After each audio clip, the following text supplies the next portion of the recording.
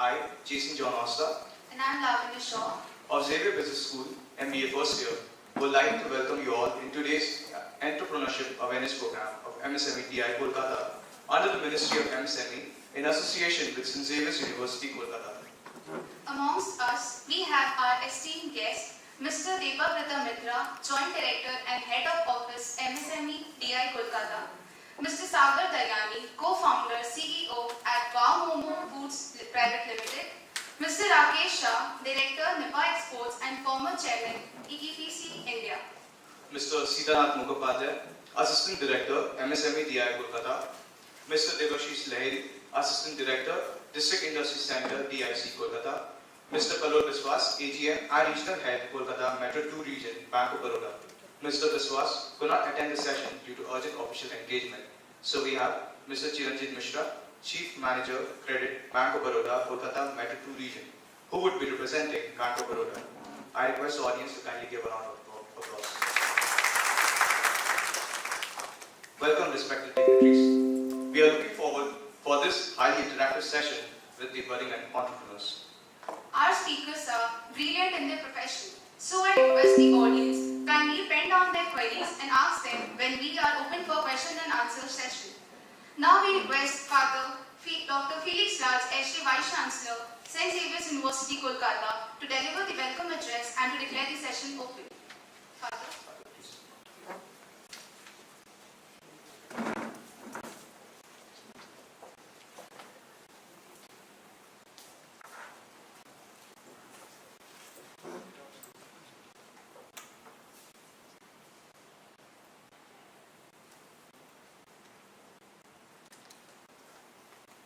Respected guests, we have for this morning a galaxy of 6 of them.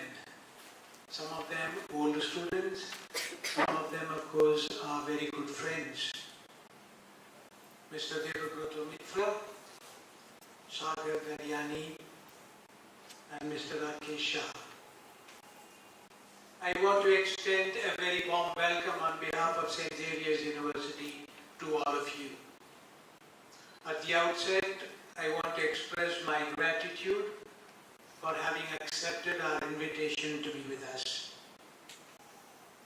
In the last 33 years of my service at St. Xavier's College, one thing that I have learned from the great industrialists or the business leaders is humility.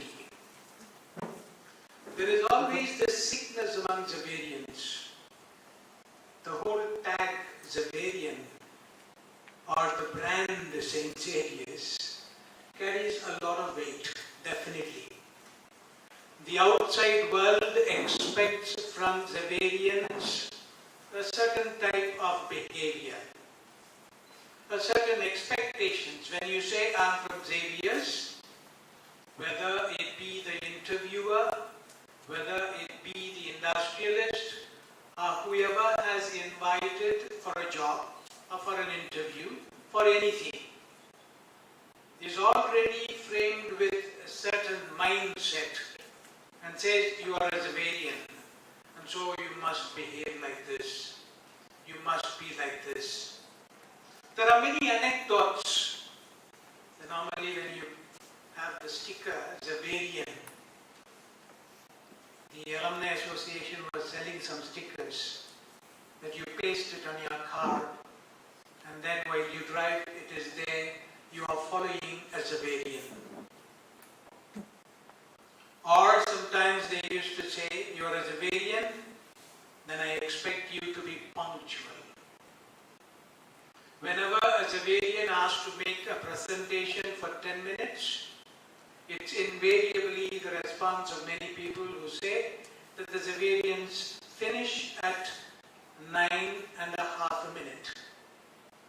When you ask a Xaverian to come for an interview or a meeting, he is there on dot, very often 5 minutes before time. But the practice is not very much seen today. The culture has changed. And so the problem, the danger is, I am a Xaverian, so I have to get a white collar job. That as soon as I finish BCom or MCom from St. Xavier's, and now MBA from St. Xavier's. I must get a job that fetches me, let us say, around 15 lakh per annum or even 20 lakhs per annum. So our expectations are rather high, sometimes unrealistic. Why I say this is this. I have known some of the senior business leaders, industry leaders in this very town. And when we had a personal chat with them, when I had a personal chat with a couple of them, I can give you a number of concrete examples. The one example is St. Xavier's College hostel that we built. For years, for 150 years, St. Xavier's College hostel was a very small hostel, only for boys. For about 140 boys within the campus at Park Street. And so one fine day, after 150 years, we felt that we need to have a bigger residence. And so I called up about 15 or 16 Xavierians who were leading industrialists in the town. So I told them, the hostel is for your children, for your grandchildren, for those who will come in future. And so it is our collective responsibility to pull together, to mobilize the resources and build the hostel. And so that's what you see in Beit Bagan. In the same campus, two hostels, one for boys and one for girls. And so I told them, you will have to put up the buildings. Each one of them offered to take one floor each. And one of them told me, I will construct the girls' hostel for you. And I will give you the building once it is over. This was the generosity of Xavierians. Not that that generosity is lost, has disappeared, it remains. But this was the generosity of those senior industrial leaders of this town, who said, so when I suggested to them that I want to put your names on a plaque in front of the building, what surprised me and what in fact touched me deeply was St. Xavier's is our name. We do not want any other name. We don't want our names to be inscribed on a plaque and placed in front of the building. That was the humility of Xavierians.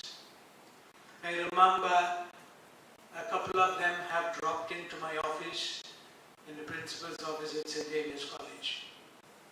Whenever I called them up and told them I would like to meet you for some favor, for some help, for some advice, men like P.M. Kaitan, men like Sanjeev Goenka, men like G.P. Goenka, and these great people would tell me, you will not come to our office. We don't want to see our principal coming to our office. We will come to your office. We may be in age senior. We may be, of course, rich people. We may be, of course, well-known industrial leaders. But for St. Xavier's, we remain Xavierians. We remain loyal to Xavierians. So if St. Xavier's is what it is today, if St. Xavier's University is what it is today in the last 5 years, if it has grown so much, it is because of Xavierians. It is because of the alumni and alumnae. Because we started taking the alumnae, the women, into the institution very late. And so today, as we have the session, Entrepreneurship Awareness Program, we have with us, of course, the three speakers, Mr. Debabrata Mitra, Sagar Daryani, and Mr. Rakesh Shah. We are blessed. Today is a day of blessing for us because we have these industrial leaders, we have these entrepreneurs who have built an empire right from the scratch. They have put their heart and soul into it, and today if they are successful, if the business is fruitful, it's because of their entrepreneurship, the ability to take risk, the ability to march ahead, the courage that they have had in initiating this industrial enterprising process. And so we are grateful to them that they are here with us to share their journey, to share the steps, the initiatives that they have taken, the success stories that they have, so that our students will be enriched. Because our students today are tomorrow's leaders, tomorrow's industrial leaders, leaders in different walks of life.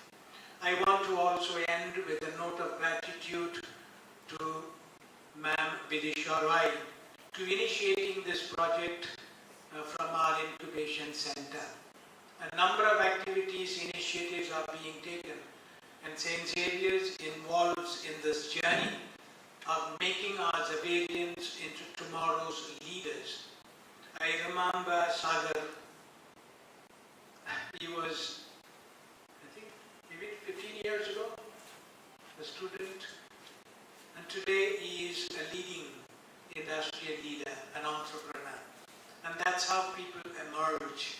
And I'm sure from among you, maybe after 10, 15 years, we shall invite some of you to be resource people here to share about your success story of a journey in the business world as leaders. And so, may God bless all our efforts that we take. And I'm sure these 2 days would be fruitful days for all of you, with so many leaders coming into our campus and sharing their success stories with us. Thank you very much, and God bless you.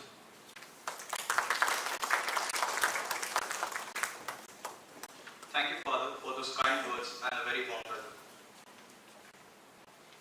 Now, I request Father to please come up on the stage to felicitate our guests.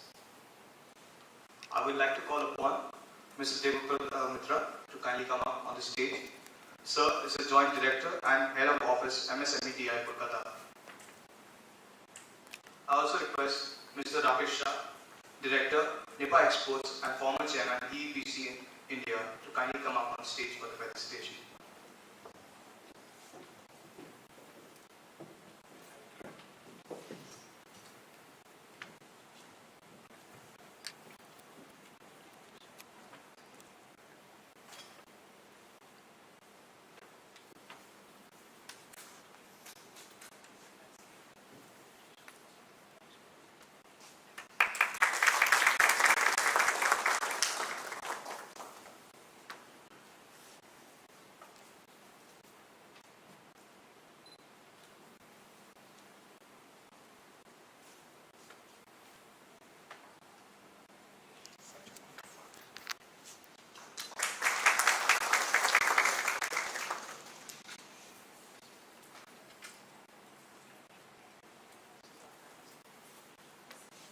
I request now Father and Mr. Rakesh Shah to kindly take the seats, and I would like Mr. Devabrata Mitra to kindly stay on stage.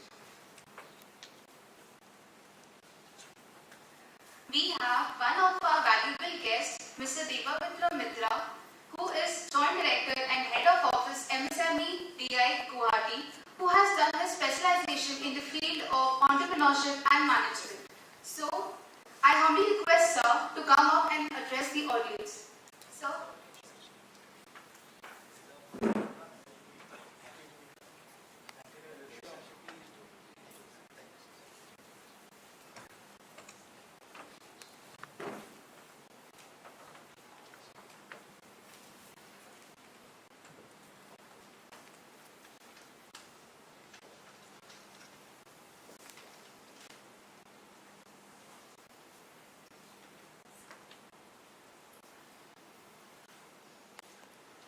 Very good morning to all of you.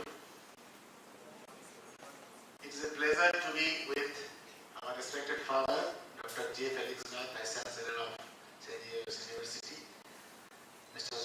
Sagar Daryani, Mr. Lahiri, my colleague, Mr. Shitanath Mukherjee, Mr. Rajesh Shah, and all the dignitaries, and students, participants, future entrepreneurs. This is a program we generally used to call it earlier as industrial motivational campaign, but the concept of industry is now changed. So the program name also changed. Now it is Entrepreneurship Awareness Program. Now, coming to the objectives of today's program, actually we want to share with you our experiences, our ministry's achievements, works, and how we can be with you in your endeavor to start a new enterprise or new business ideas. Now, you also know that who can be the entrepreneurs. Now, earlier it was earlier thought that anyone having a business, then the business will be carried forward by their next generation like that. It is nothing like that. So, anyone can be an entrepreneur if he has the right motivation, isn't it? So, but we expect some entrepreneurship qualities from the new generation. Maybe some qualities I can tell you, like risk-taking abilities, that risk should be a calculated risk, and there should be some concept that my future, my dreams will be filled up through my business. So these are some of the dreams that we generally pick up from our learnings, but most of us, they do not think entrepreneurship as a career opportunity. So we are here to tell you how you can be an entrepreneur if you are just motivating yourself first. Now coming to the business ideas. Earlier we used to know that 4 M's: man, material, money, and machines. These are the 4 M's of starting a business. Now as days pass by, we added some more M's. Now what are they? Of course, there is market, there are methods and models. Now we are now talking about various business models, we are talking about the methodologies, and of course market is very important. Market surveys require how you take the techniques of marketing. Now these all M's are now added. So after that, there are some more M's added. What are they? Now, these M's are measures. What are the measures you have taken? That is again become important for sustainability of the enterprises. Then comes the modifier. When you measure the abilities or achievements of yourself, then you have to modify it, and then with the changing circumstances you have to modernize. So again, there are 3 M's added. But finally again, the last M is still remains the same, it is motivation. I will also tell you that when you start or dream of a new business, you must be aware of 3 I's. Now what are the 3 I's? 1 I is idea generation, isn't it? So when you have a new idea, then you can start or dream with the idea, and how you can nurture this idea to get the dream fulfilled. And then comes another I, that is innovation.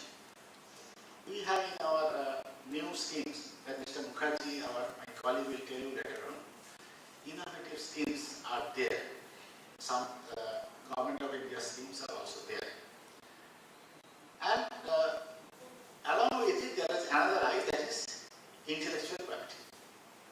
Now, whenever there is a new idea, you must be thinking of the rights of your particular idea. So that is there is the need for intellectual property idea.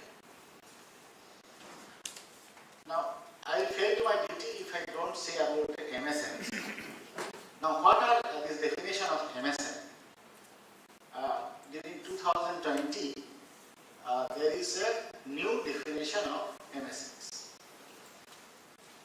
Earlier, we used to call us as small scale industries, Ministry of SSI. But right from 2006, in the Parliament, MSME Act was passed. So since then, the concept of industries is now changed to enterprise concept. So, within the definition of MSME, we have 3 categories now. One is manufacturing. manufacturing sector, one is service sector, and third is the traders or trading sector. Of course, you may ask why the traders are considered as MSMEs. We don't consider traders as MSMEs except that they should also get some financial benefit if they are included in our MSME fold. So now this is the three areas where we work. So micro industries or micro enterprises are those who have an investment in the plant and machinery of more than 1 crore with turnover of 5 crore. Now if you come to the small enterprises, then investment in plant and machinery becomes maximum 10 crore and turnover is 50 crores. And again the big one, medium scale, that is plant and machinery investment is 50 crores and turnover is 250 crores. So by the investment or turnover, you can easily guess that small is really not small and micro is not so micro. I can also tell you some of the initiatives taken by the ministry for the development of entrepreneurs. First of all, we have a scheme which is known as Entrepreneurship Skill Development Program Scheme, ESDP. Now under these schemes, this type of awareness programs are held. We also give management development programs of say 1 or 2 weeks duration. We also provide you long-term 6 weeks programs, that is called ESDP. So these are the training facilities we provide to the new entrepreneurs. This apart, we also have started a new portal that is free of cost, that is called Uddam registration. Now Uddam registration is a new process of enlisting yourself or registering yourself as an MSME. So it will hardly take around 15 minutes or 20 minutes in the portal so that you are registered. But the only condition is you have to start the enterprise. Unless you start merely dreaming, will not serve the purpose. Then we have a champions portal. Now what is this? This also after this COVID we started, we could not contact the MSMEs, the people could not come to us, so we have now started a web-based platform that is called the champions portal. Now through this portal, you can always have in contact with us, you can have your grievances, you can have your suggestions, and within 48 hours you will get at least some reply from our end. This is controlled by Delhi, our central control room, and in every state we have a state control.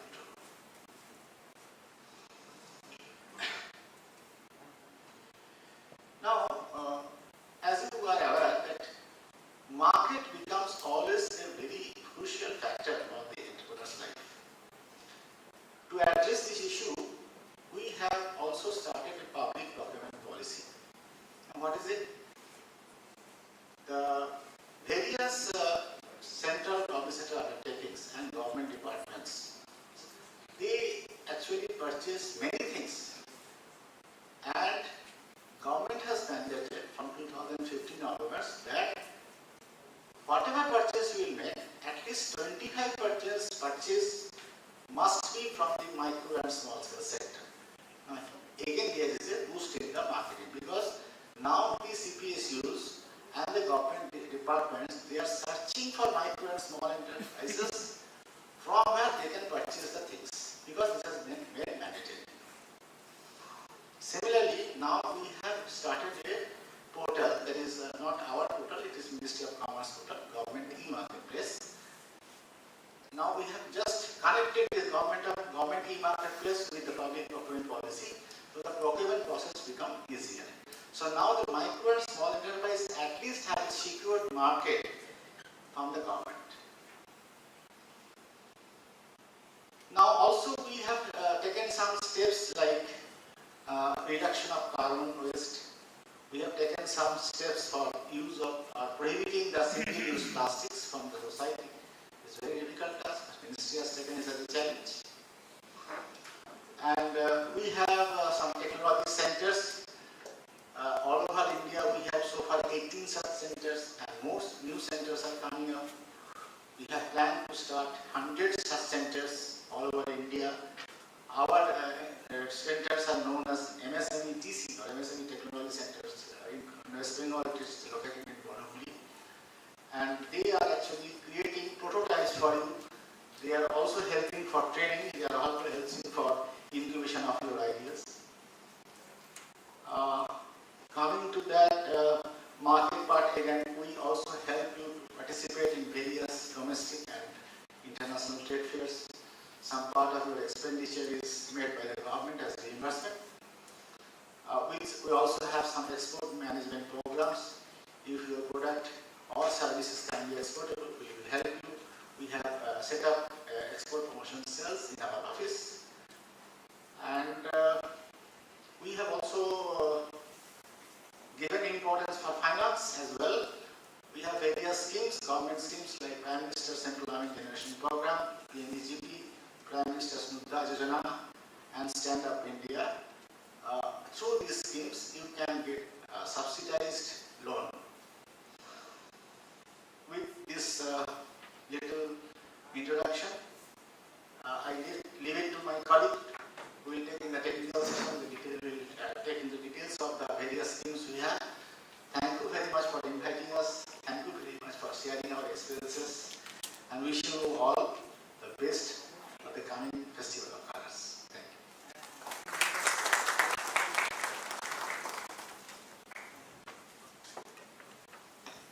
Thank you so much, sir, for your esteemed words and giving us a brief idea about what MSME is.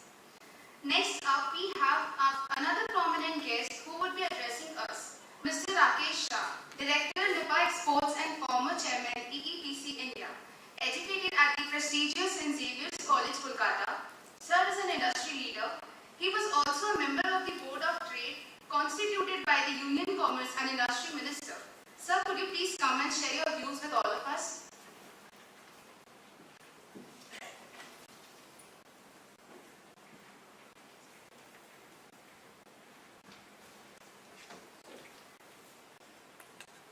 Good morning. Thank you for your kind introduction, Reverend Father. At the outset, let me thank Xavier University and Father Felix Raj for inviting me. It's always a pleasure to be back at St. Xavier's, whether college or university. I had the privilege of addressing virtually, but now to see smiling faces and to have contact is such a pleasure. Thank you very much. Special thanks to Madam Roy, Mr. Mitra, my fellow Xavierians, learned faculty members, and dear friends. I'm an MSME myself. I belong to the MSME sector. Though I'm not a first generation business, my father started the business, so I know exactly how MSME works, where the shoe pinches. I'll share some examples with you. As Father Felix Raj said, humility is the trait of a Xaverian, and humility has to be trait of an entrepreneur also. An MSME entrepreneur has to be humble in his approach.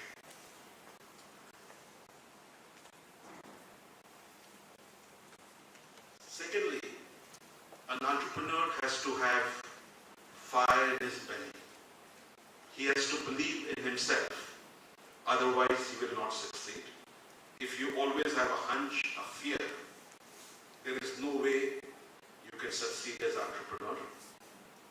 We have a young entrepreneur, successful entrepreneur Sagar with us, my young fellow Xaverian, and all of you know the story of Wow Momos.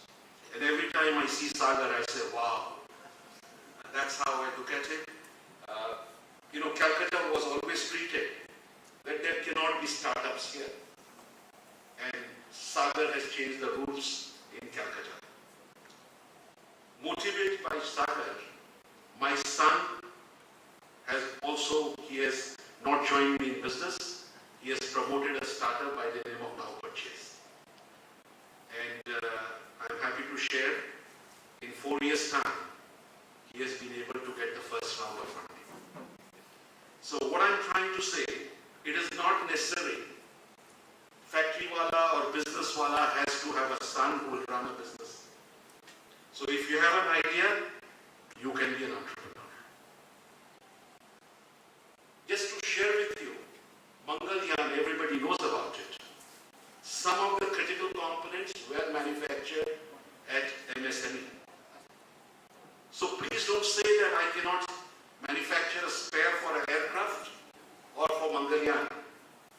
If you can produce quality, you could be a part of a success story yourself.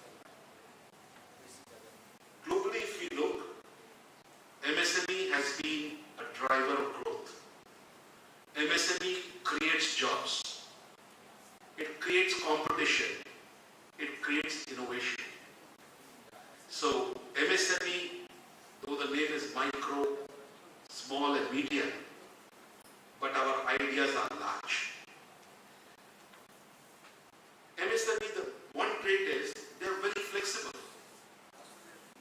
When I say flexibility, you know MSME cannot afford a large investment. So with changing times, they can turn their business the way it has, because machineries are common in use and they go as per the market which is existing, and they are very flexible. And after agriculture, MSME is the largest sector in India. We always say it is the backbone of Indian economy, creating 1.3 million jobs and produces more than 8,000 niche products. So please don't go by the word micro. Don't go by the word small. We are larger than the largest. That is what we have to think. I'll share a few examples of entrepreneurs. I don't know how many of you go to Victoria Memorial or Lake for a morning walk. I have come across two sets of people there. A person selling health juices in the morning, fresh health juices. He realized when the people come in the morning for a walk, they are not looking at puchkas and chaat. They are health freaks. And he started selling amla juice, he started selling aloe vera juice, and he is doing a wonderful business. All these places also have people who are senior in age, and they do not have facilities to check their diabetes level, to check their blood pressure. There is a person in the lake who gives this service at nominal price. Now I believe this is a very innovative idea, a great entrepreneur, these two sets of people. And if we talk of a larger story, everybody knows about Lichat Papad.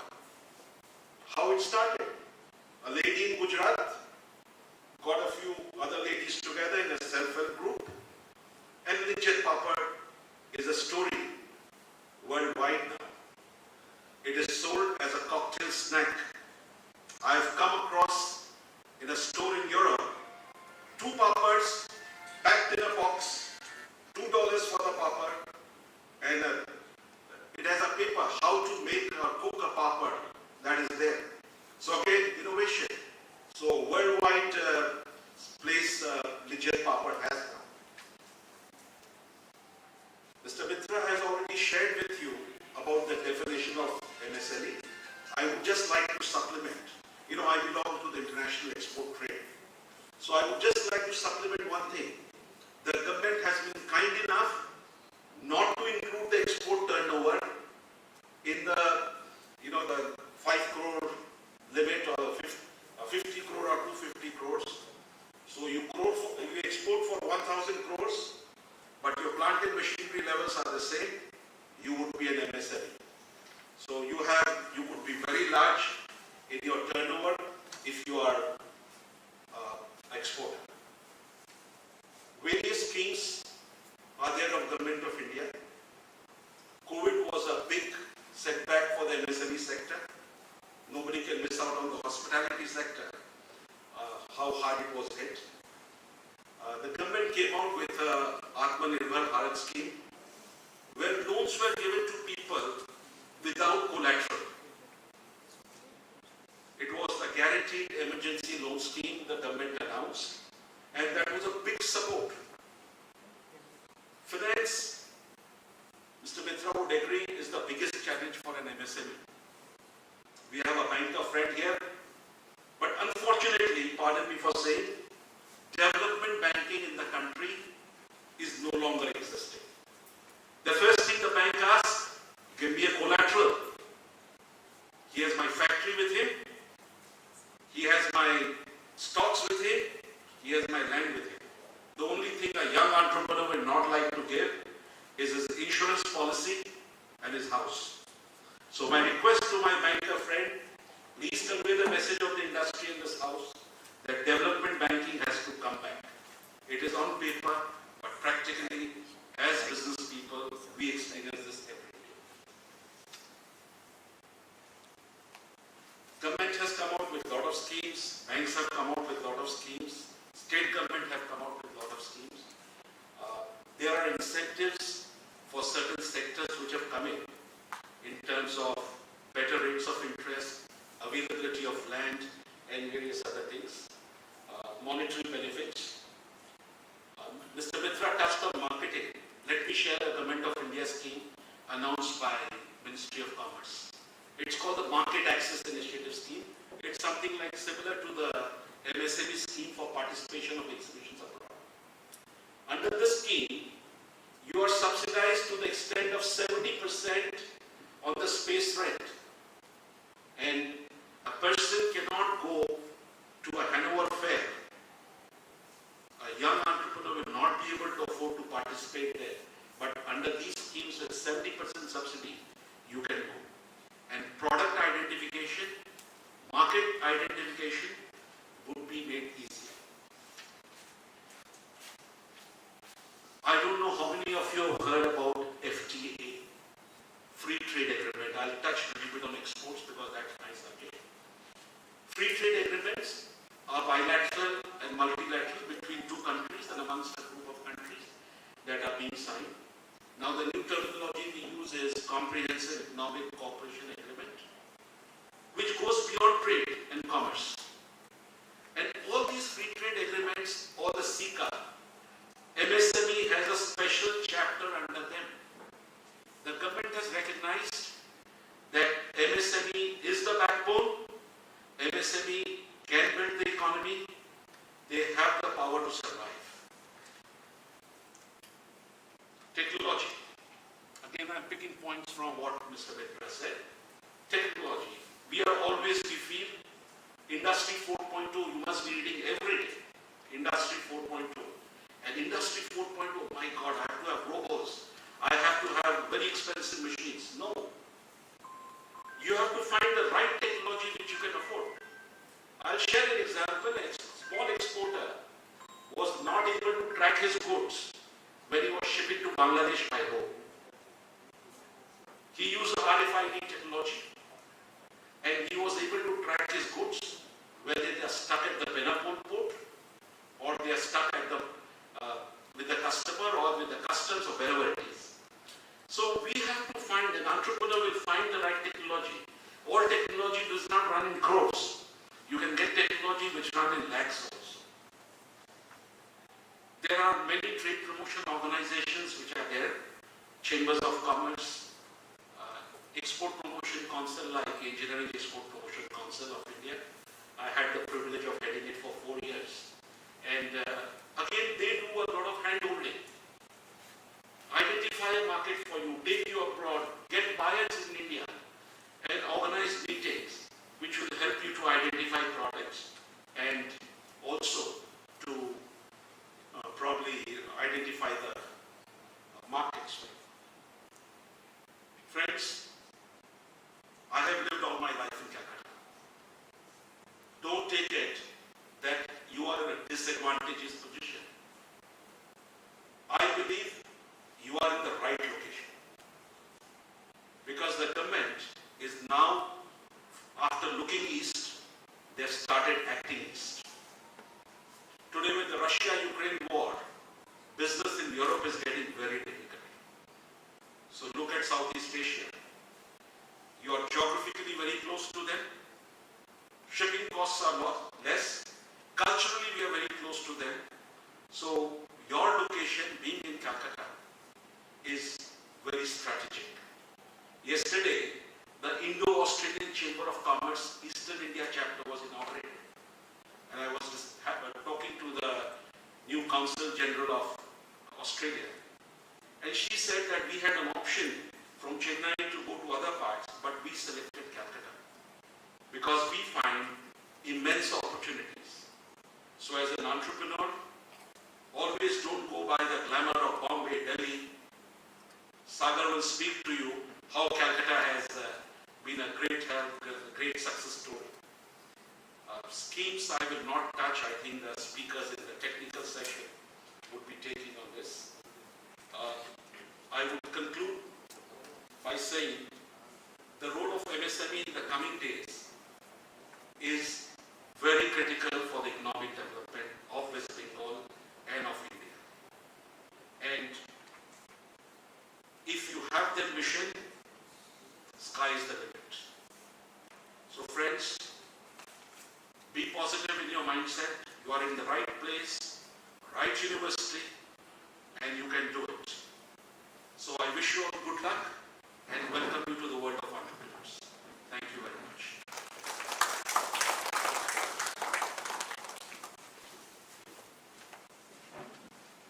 Thank you, sir, for those kind words. And speaking about MSME and the export industries, as sir rightly mentioned about the delicious victories, I hope the audience didn't lose their way. Audience, are you there with us? Yes.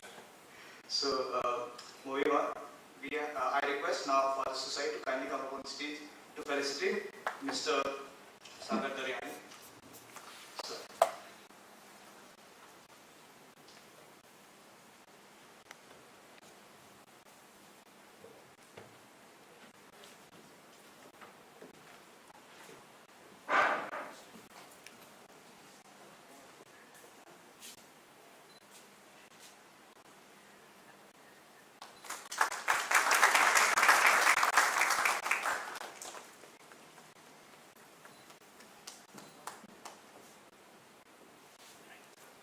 Thank you, Father.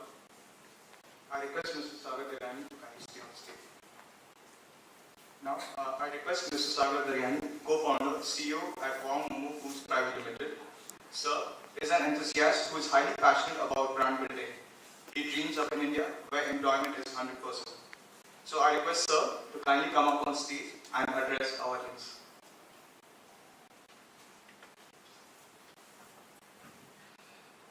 Hi friends, good morning. As they say, once is a variant, always is a variant. I'm so happy, feel so wow to be coming to this Rajaghat campus for the first time. And honestly, feel blessed, feel honored.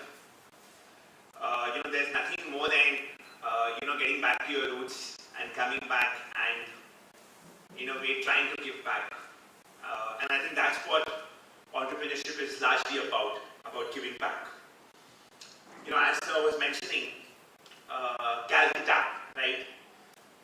One should not feel left out if you're from Calcutta.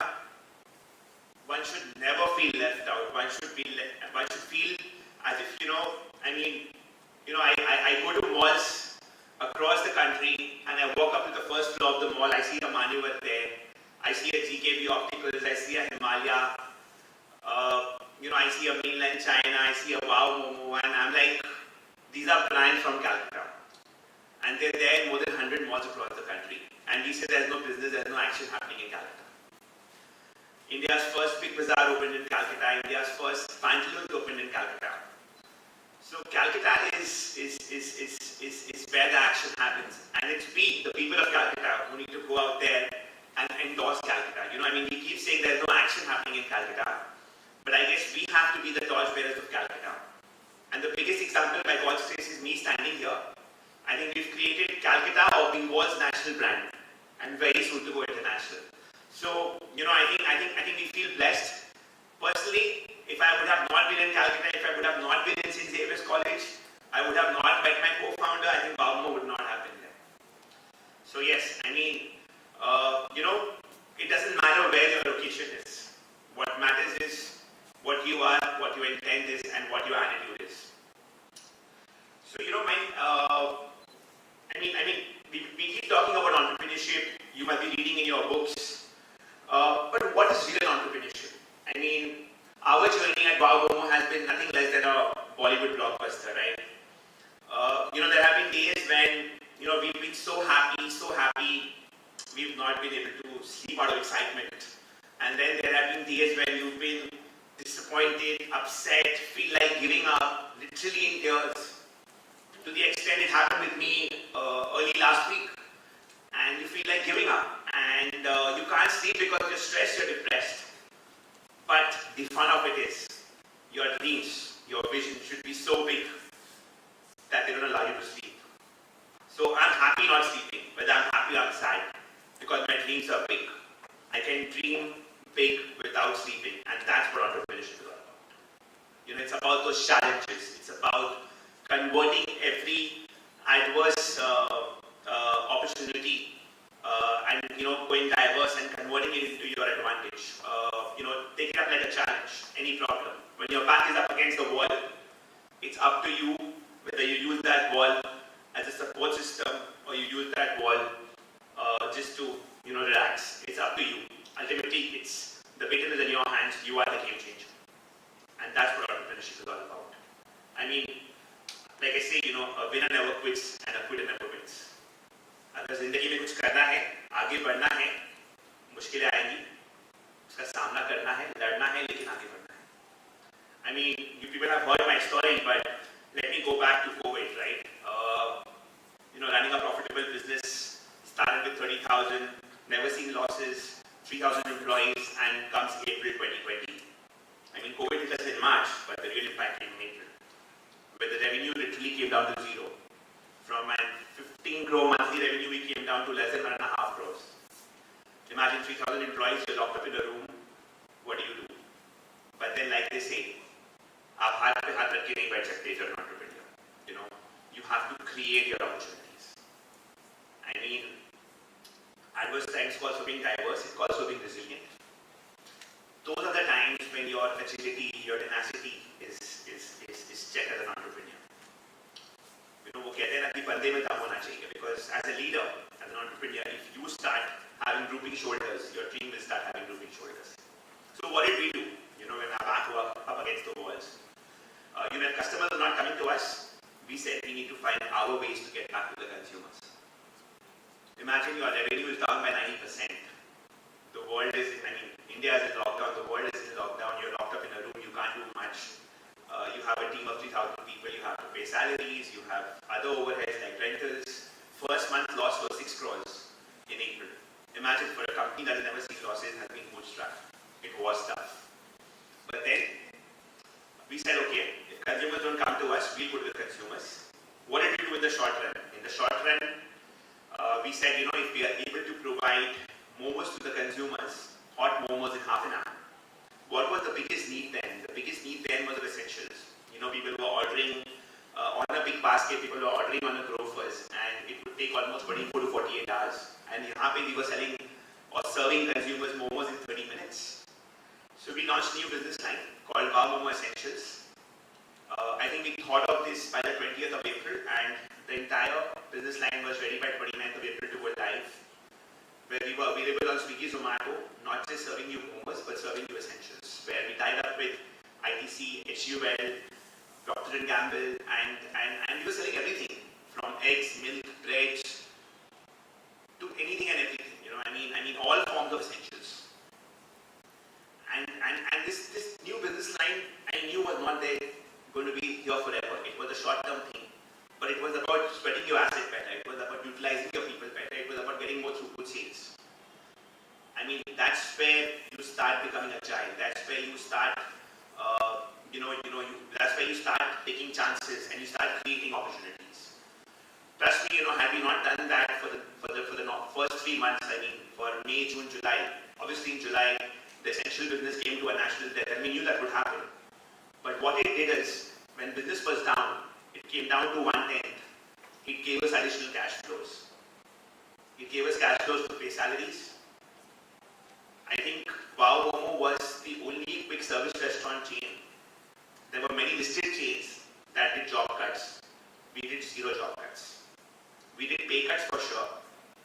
We were very transparent with our employees in the month of April, saying that, we will not be able to pay you 100% salary.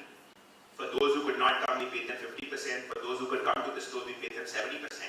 But we felt that everyone needs to bear the larger pain for the larger gain of the organization. And that's what a team does. United you stand, divided you fall. And I think that passion of team building, that passion of sharing pain, sharing gain is what defines startups of today. Because together we are like a family. And not a single job cut. Pay cuts did happen. But as an entrepreneur, I think what we did was we were transparent. And it's very, very important to be transparent as an entrepreneur.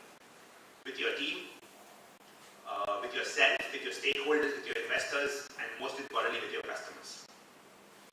Secondly, what changed for us in COVID? Prior to COVID, we would do only 22% of online sales. 22%, around 1.1 lakh orders a month through Swiggy and Zomato. Now that customers are not coming to us, we said we need to reach out to the customers. As a restaurateur, you're a very creative person. As a brand builder, you're a very creative person, but you don't largely look at analytics. We completely changed our mindset. We became more analytics centric. We started investing in the right areas in Swiggy, Zomato. We changed the entire packaging. We created new products that could travel well online. The boost to the dazzling momos that you guys have, the chicken dazzling momos, the veg dazzling momos, at 89.99 rupees, value for money. We created battery packaging, battery pricing, meal for one at 99, meal for two at 149.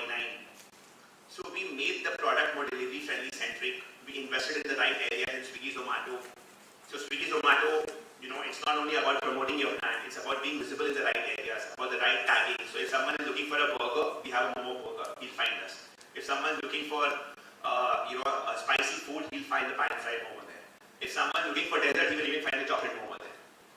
And by having these tags, by investing in the right locations, from being at 1 lakh orders a month prior to COVID, in September we were doing 7.7 lakh orders a month. And today we do 5.5 lakh orders a month when the entire business is at 50-50.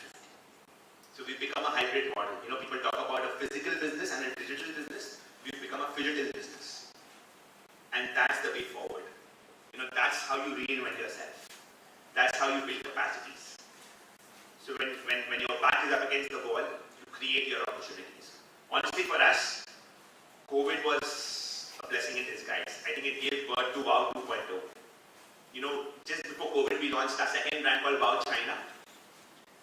It's a Chinese QSR. We felt that, we've not really cracked the art of selling momos in India. We've cracked the art of operating QSR. And today, if we can sell good momos in a QSR, which is quick service restaurant format, with SOPs, we can also sell Chinese food. Because there was no Chinese national quick service restaurant chain brand across the country. You would have local brands in every city. And we were there in 100 plus malls, we were there in high street locations competing with a non-branded Chinese player in the fast food space. We said, let's grab that opportunity. But when COVID came, how it helped us? It helped us because within every Wow China store, without any investment, we could open a Wow Momo store. Because the same chef who could prepare your Chinese could also warm the momos and serve it to you. So it increased the number of stores, virtual stores for us in the app. So wherever there was a Wow China, we could plug and play a Wow Momo. So additional 50 stores of Wow Momo opened up in the COVID with barely any investment. It became like a virtual store. And now we're launching our third brand, which is China Belly, which is within Wow China, which will again be a virtual brand. So from the Wow China kitchen, with a different, with different taste, with different flavor, with different menu items, another Chinese brand coming up.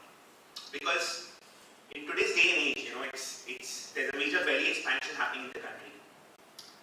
People will not eat a Wow Momo every day. But when they eat a Momo, it should be you, it should be Wow. When they eat Chinese, it should be you, it should be Wow. We launched our third brand, Wow Chicken, which is where we've done a lot of fun with chicken, a lot of innovation with chicken. Chicken is a 2,000 crore market in India, only ruled by KFC. We said there's no homegrown competition to KFC. So we've done chicken with no MSG, with no chicken skin, with more flavors to chicken, like a peri-peri, like an Americano, like a tandoori chicken which is grilled. India thrives on this chicken. and it's called tandoori, like kebabs, like mock meat for vegetarians. And I think in my very first store, which we have in Acropolis Mall in Calcutta, which we opened in January, we are literally doing 50% of KFC sales from a 1/5 store size. So that's the power of innovation. So today, it's about owning more of the share of the stomach for us. Where if you want to eat a momo, it's wow. If you want to eat Chinese, it's wow. If you want to eat chicken, it's wow. In future, it might be a burger or a pizza or whatever it is. But ultimately, it's about getting maximum share of the stomach.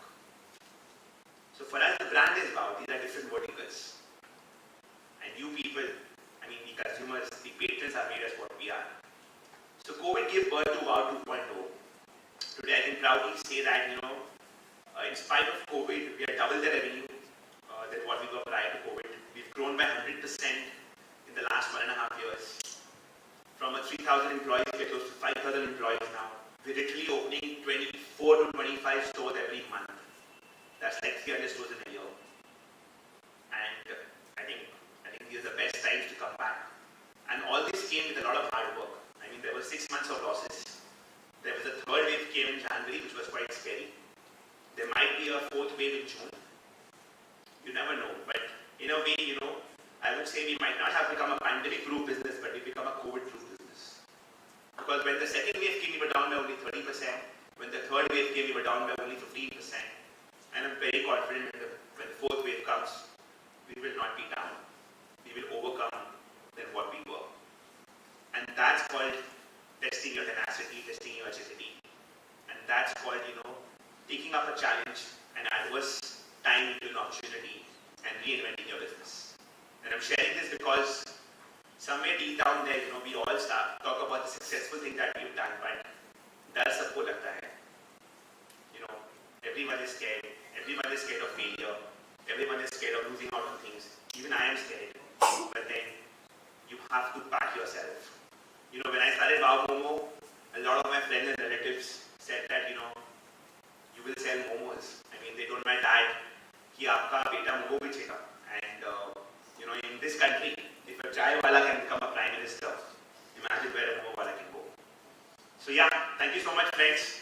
I've spoken more on entrepreneurship, less on MSME, but MSME is that platform, which sows the seed for entrepreneurship. And somewhere I believe that, it is seed to succeed or exceed, however you call it. And you as an entrepreneur, it's a platform for you where you have to make the right use of it. I'm very thankful to the MSME department. Did a lot of work with Mr. during the COVID times where they included retail and hospitality also as a part of MSME. So earlier it was not a part of it. So like sir said, you have to, entrepreneurship is also about giving back. As an industry leader, it's also about giving back. Today, I am also the vice president at the NRAI, which is the National Restaurant Association of India. So it's also a lot about giving back. As an industry leader, it's also about giving back and making things better for your fraternity, not just for yourself. Because like they say, you can't clap with one hand, and at the same time, the bigger the industry, the bigger the sector. And the very fact that hospitality and retail was included in MSME, and I think, if I'm not wrong, the top line was taken up to 200 crores. It was super helpful for many people.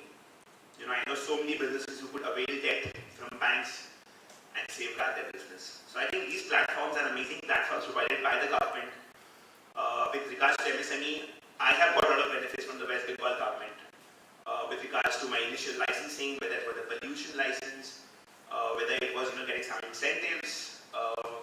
But yeah, in today's day and age, the word startup or the word entrepreneurship is more broadly defined. I mean, when we began 2008-9, I think it was more about building businesses, funding, startup. These words were not available. I mean, it was more about just entrepreneurship. In today's day and age, I think we have so many platforms, so many means, and it's good for the country. I mean, imagine something like a Shark Tank coming into India.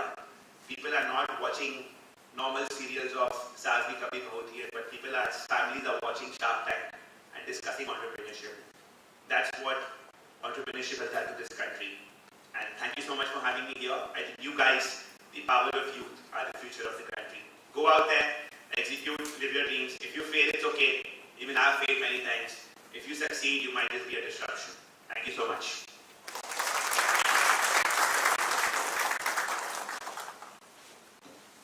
Thank you, sir, for your introduction. I'm talking about your hardships and the success you faced on your journey. Now, I request the dignitaries to kindly take the audience.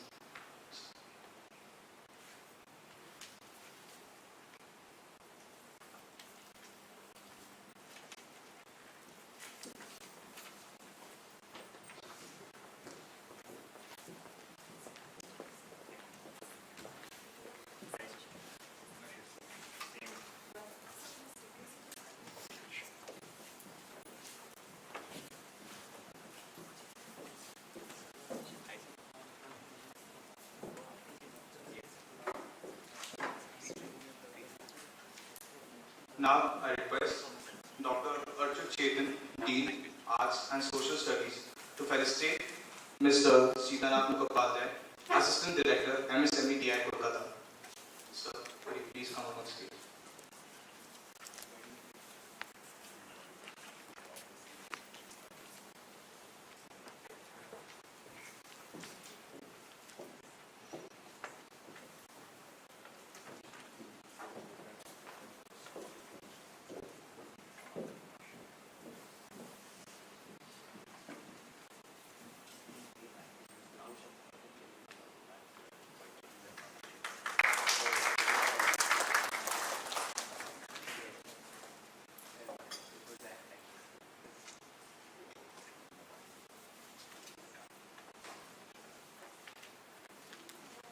I now request Dr.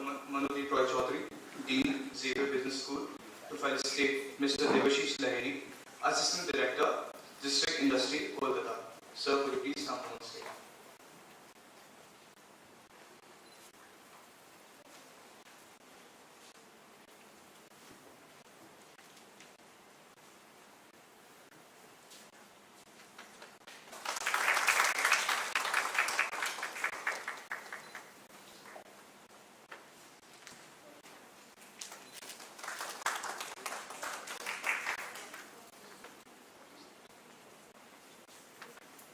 I now request Professor Dr. Neeraj Kumar to felicitate Mr. Chiranjit Mishra, Chief Manager, Credit, Bank of Baroda, Kolkata Metro 2 Region. Sir, could you please come up on stage?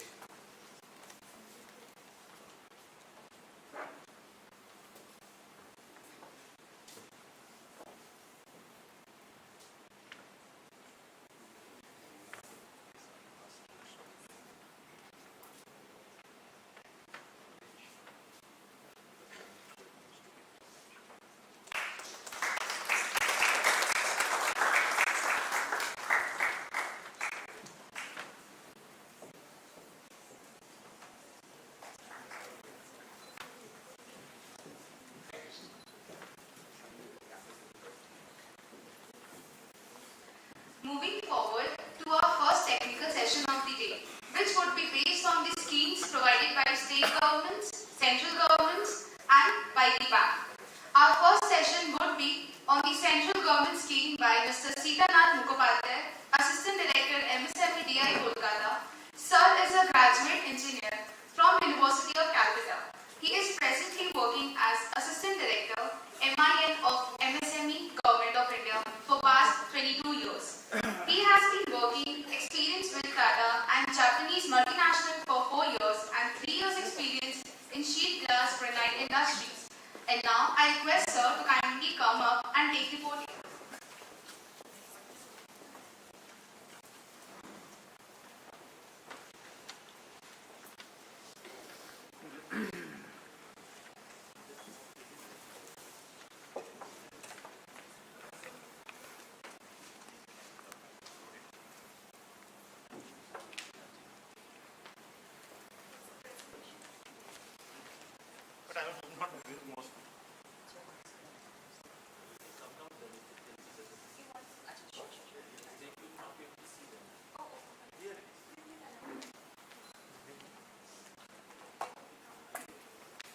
For a timing, I will request sir to kindly take the audience seat.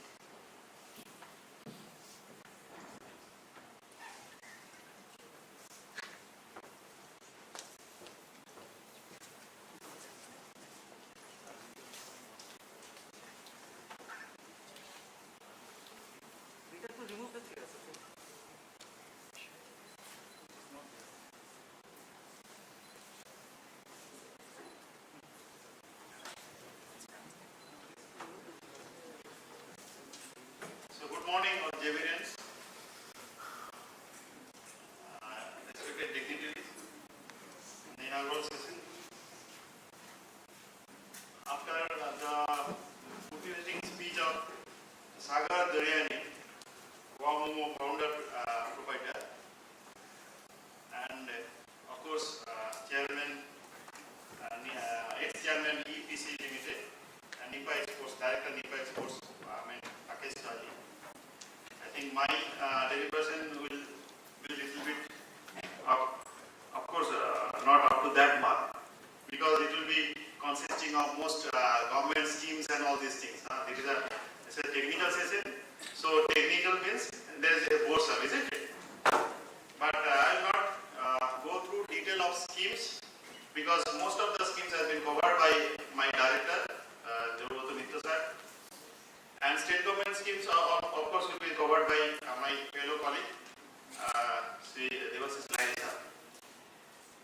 But before starting the schemes, I was listening to Sagar Daryani. He was talking about dream. And once he was talking about dream, I think you, the management students, you know that dream is the ultimate color of our life. So before that, there are 7 stages of life, 7 stages of colors. Those are imagination. Unless and until you imagine something, and then you have to get informed. So imagination, then information, then you have to qualify about your information. That qualification you are getting, maybe academic qualification, maybe your practical qualification, that you are getting in this university days, or basic you have got through schools, then high schools, then college days, and ultimately this university stages.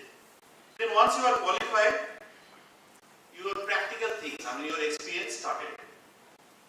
And after you are sufficiently experienced, maybe about market, maybe about finance, maybe about the technology, this is the basic 3 parts you need for an entrepreneurship. Then you are a knowledgeable person. Once you filled with these 5 colors, that is imagination, information, qualification, experience and knowledge, now you can go for intuition. As you are talking that a Chinese model, whatever you just pick wow and you add it and you market it. So this intuition level he has reached right now. And once you got that 6th level, then only you can dream it. Sometimes there is a story of discovery of that sulfur model.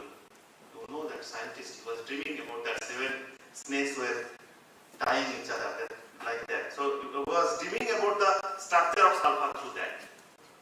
And he has reached that level. So with that, let me start very basic things what entrepreneurship is. Of course, since we are addressing the students, let me start with very low key of presentation. How you can start your business. Then schemes I will come, because in college days I cannot relate to you the schemes like MSc, CDP, cluster development programs. I will not be intense to schemes like Aspire, schemes like Sputnik.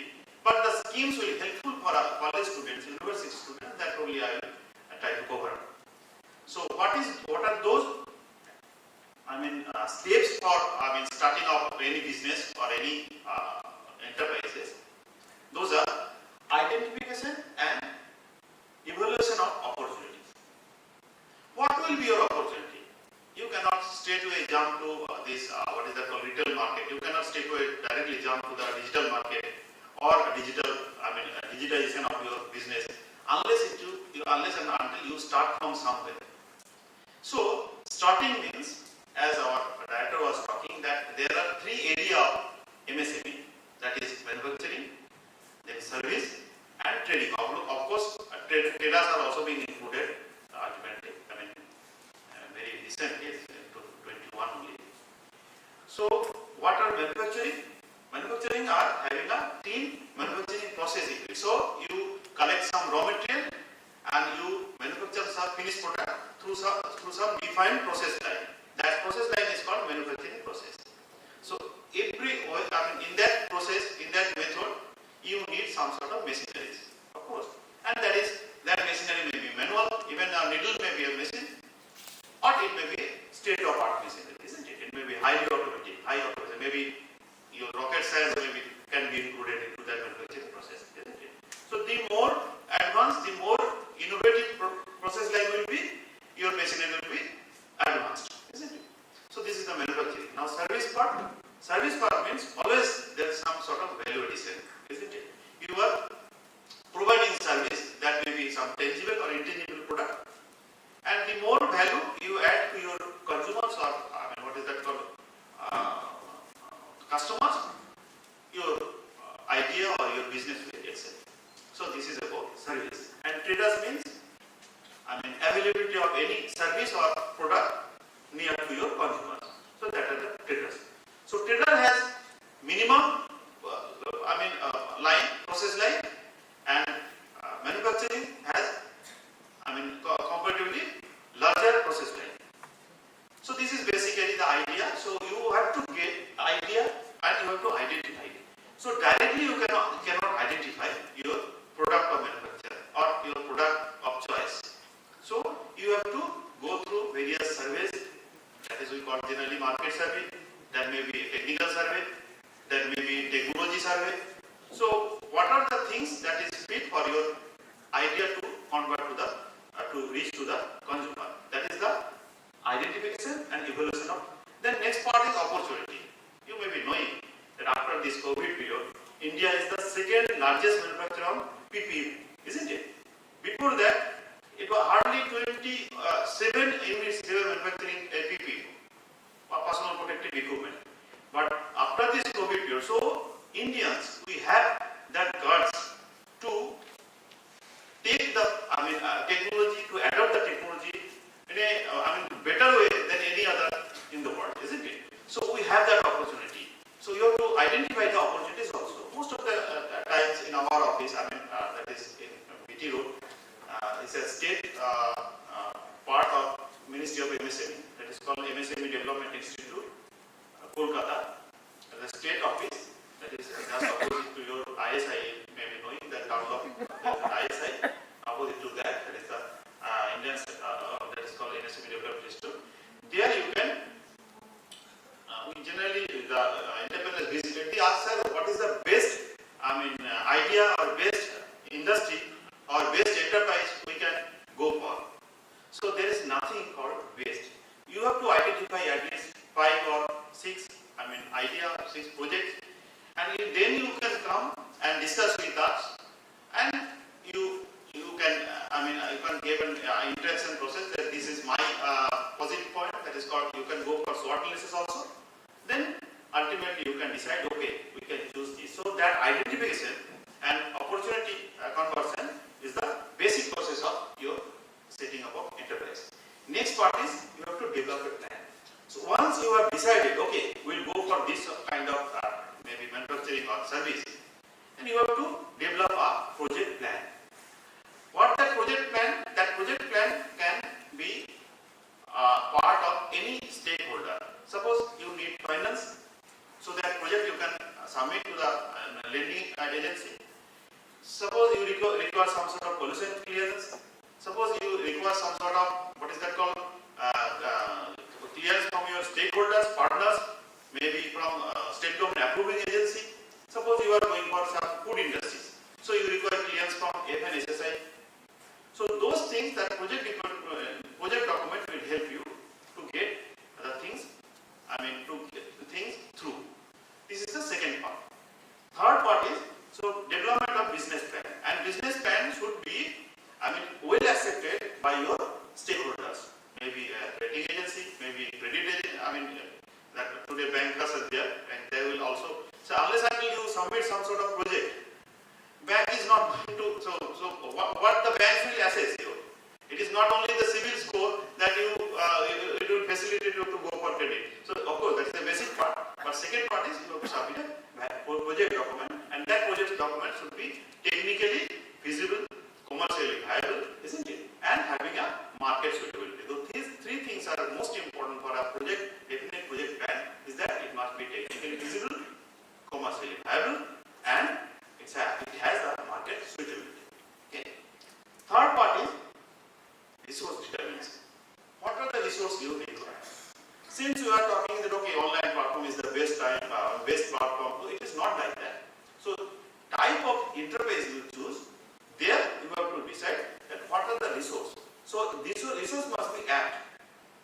if your stock is much more, I mean, your what is that called, economic order quantity, you may be aware of all these words, the economic order quantity.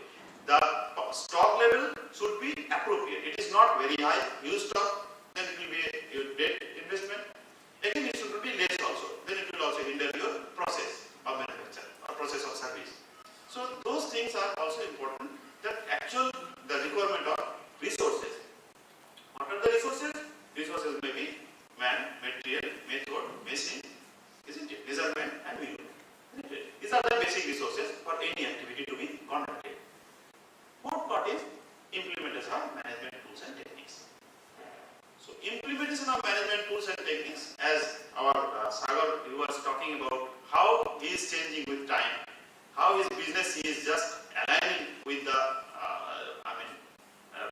current requirement, choice of customer, voice of customer, voice of processes, all those things. I think those management who are going through will be theoretically you will be aware of those things. Now scheme, coming to scheme. So I am not going through the PowerPoint presentation much more because there are many schemes, but the schemes are related to university students, college students. Those things I will only discuss.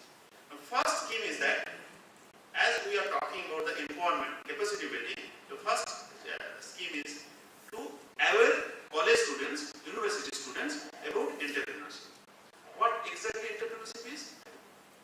Who is an entrepreneur? Who owns, runs and manages an enterprise. What is an enterprise? What enterprise is? It is an economic activity. Of course, welfare is involved, but it's an economic activity. Unless and until you are targeting for a profit or targeting for a gain includes profit, it's not an enterprise, isn't it? So it must be an economic activity. Second part is that who is an entrepreneur?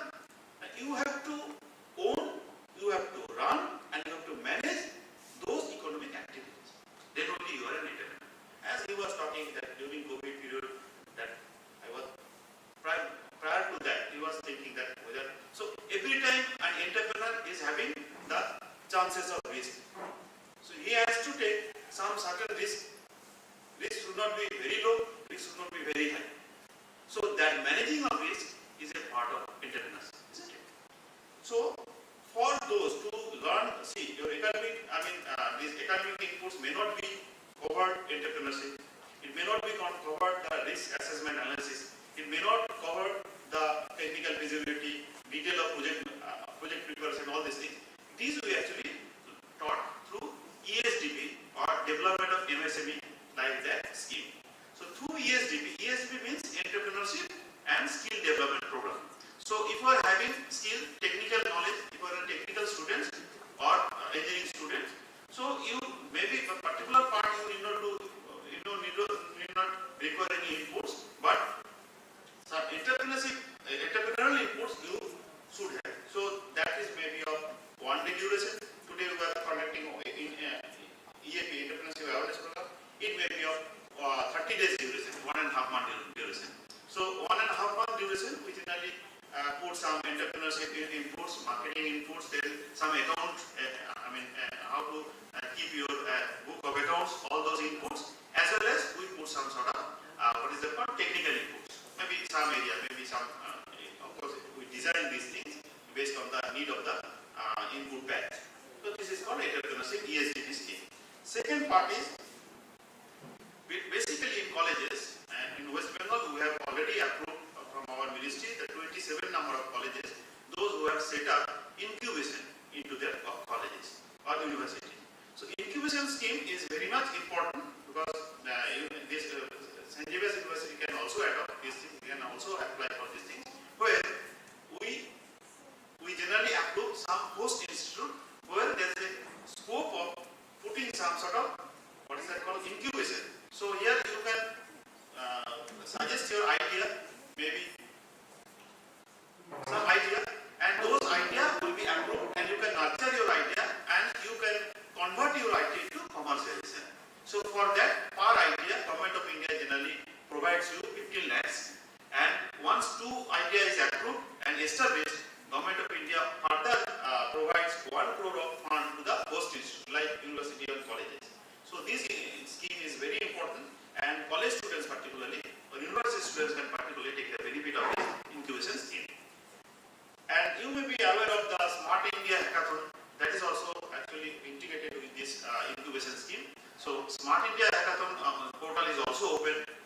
recently. So you can also participate in the Smart India Hackathon. The 5th edition is running, and it has started in the year 2018. So this is 2022. So you can also take part in that Smart India Hackathon through this incubation scheme.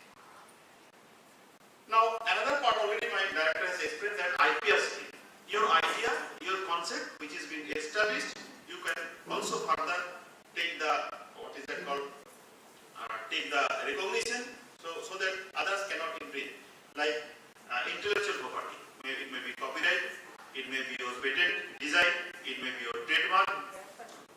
So these are the things you can get through our ministry, and getting patent registration, reimbursement after getting patent registration, reimbursement after what is that called, trademark. So these things are been, that some financial benefits given to the MSME entrepreneurs. Now, as far as financial schemes are concerned, of course, bank today is there. They will also explain, but two schemes I would like to present before you. One is credit linked capital subsidy scheme. That is for SC/ST entrepreneur. If they are from particularly SC/ST category, then they can get up to 25 lakhs of plant and machine investment. So 15% of subsidy, and this is actually run through SC/ST hub of NSIC, National Small Industries Corporation Limited. That's also a part of our ministry of MSME. So that is one scheme. Another scheme is, as our director sir was talking, that collateral security, bank will always ask for collateral security, more than 10 lakhs is it, of credit facility. So Government of India has further introduced CGT-MSE, that is Credit Guarantee Trust for Micro Small Enterprises, where up to 2 crores of lending, credit facility, that loan up to 75% of loan is that collateral is covered through that trust, CGT-MSE scheme. So there, what happened? You have to only contribute some guarantee fee that bank will further explain. So this is also a credit scheme. Then more, which is related to you, there are many schemes, but I would like to give some information that there are basically two kinds of schemes. One is individual scheme, another is a group. Government of India is funding to a cluster, or funding to an association, or funding to a group of industries. So when they are funding to a group of industries, I think it is not visible for a college student. So that group, starting from 50 persons to more than 1,000 numbers. When we are talking about 1,000 numbers of 500, that is particularly for artisans. That scheme is called Kurti scheme. And for 25, when we are talking about 25, that is called cluster scheme. So these are the schemes also where government is funding maybe more than 15, 20, 30 crores basic on the basis of the gravity of the project. Of course, the Government of India is also funding to state government for infrastructure development, ID projects, for marketing hubs, and many more. So I am not going detailed through it, but few things, as Sam was talking about the marketing support. Suppose small scale industries, they see what happens in MSMEs. Is the basic challenge of MSME is that it's a one-man show basically. Because if you are a provider, if you are a partner, then also you have to run in a very small way. Though it is not small as per the definition Sir was talking, and also he was talking about the global tender that has been restricted up to 200 crore. So if you are talking all these things, then it's not small. But running wise, your resource, getting resource, opportunity are very small, because sometimes provider are running, sometimes resource limit is very low, and sometimes bank will also cover that. Bank will also hesitate to give you very huge credit, because they always try to confirm it that whether that loan will be ultimately paid, or whether it is feasible or not. And after 2 years, 3 years, what will be the, because of the changing era, what will be the situation? Further, this COVID period has taken almost confidence level very low, because again 4th wave, 5th wave, so people are in a dilemma in all sectors. So if you are thinking in that, and if you are getting some relief from the government, so some sort of, what is that called, reimbursements, maybe reimbursement scheme, or maybe some sort of backway capital subsidy, then it helps a small scale entrepreneur to run his business smoothly. So in that way, for individual scheme, there are PMEGP, Prime Minister Employment Generation Program, that will be covered by my colleague, and some PMMY, Prime Minister Mudra Yojana. And so far as startup is concerned, it's a very unique opportunity for you, university students and college students. If you are having new concept and new idea, then you can go for startup registration. As he was talking, OMO is a startup concept. Then there are one of our ex-trainee, he has started some workstation, what is driven by solar power. So that is also a startup concept. So you can also, if you are thinking, you are nurturing some idea, you come up with startup concept, and you can register with Ministry of Commerce and Industry. So that is a startup portal, Startup India portal. You can go for that. Just another scheme. And finally, I just give some information of, as our director was also talking, that procurement and marketing support. Sometimes small scale, sometimes MSME, they are manufacturing some product. So where to market? Suppose maybe it may be ready-made garment product, it may be handicapped product, it may be engineering product. So some local exhibition, they can participate, some national level exhibition they can participate, even international exhibition they can participate, and 75% to 80% of reimbursement they will get after investment of maybe some stall rate or travel cost. All these things are being reimbursed by Government of India based on their approval of the scheme. So these are the basic schemes.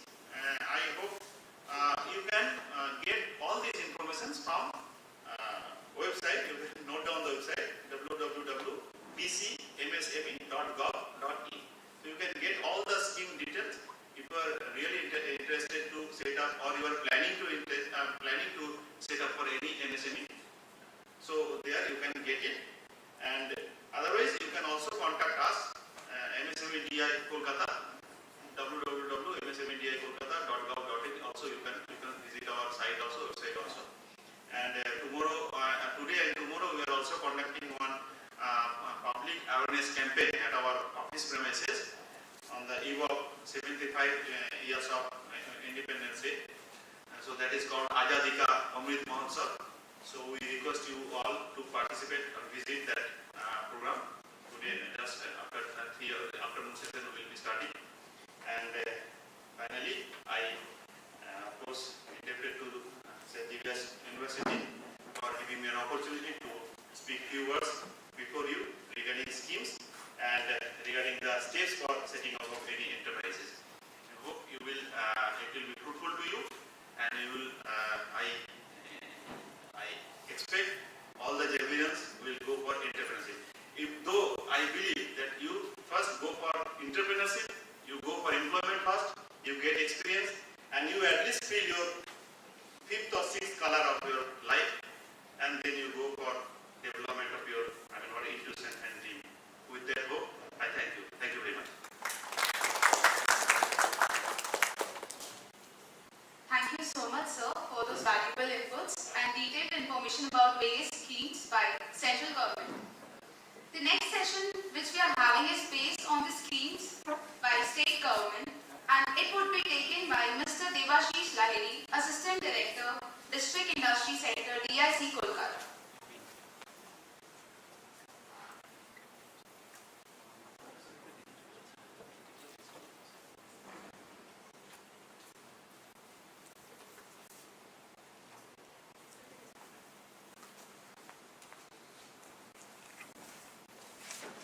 Good morning, everybody.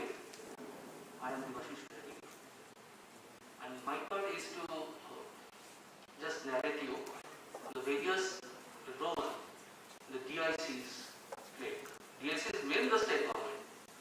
DIC is the front-end office of all MSME activities of state government. So let us discuss the role of DICs and how these DICs help entrepreneurs in setting up, in running their enterprises. I have a small PPT here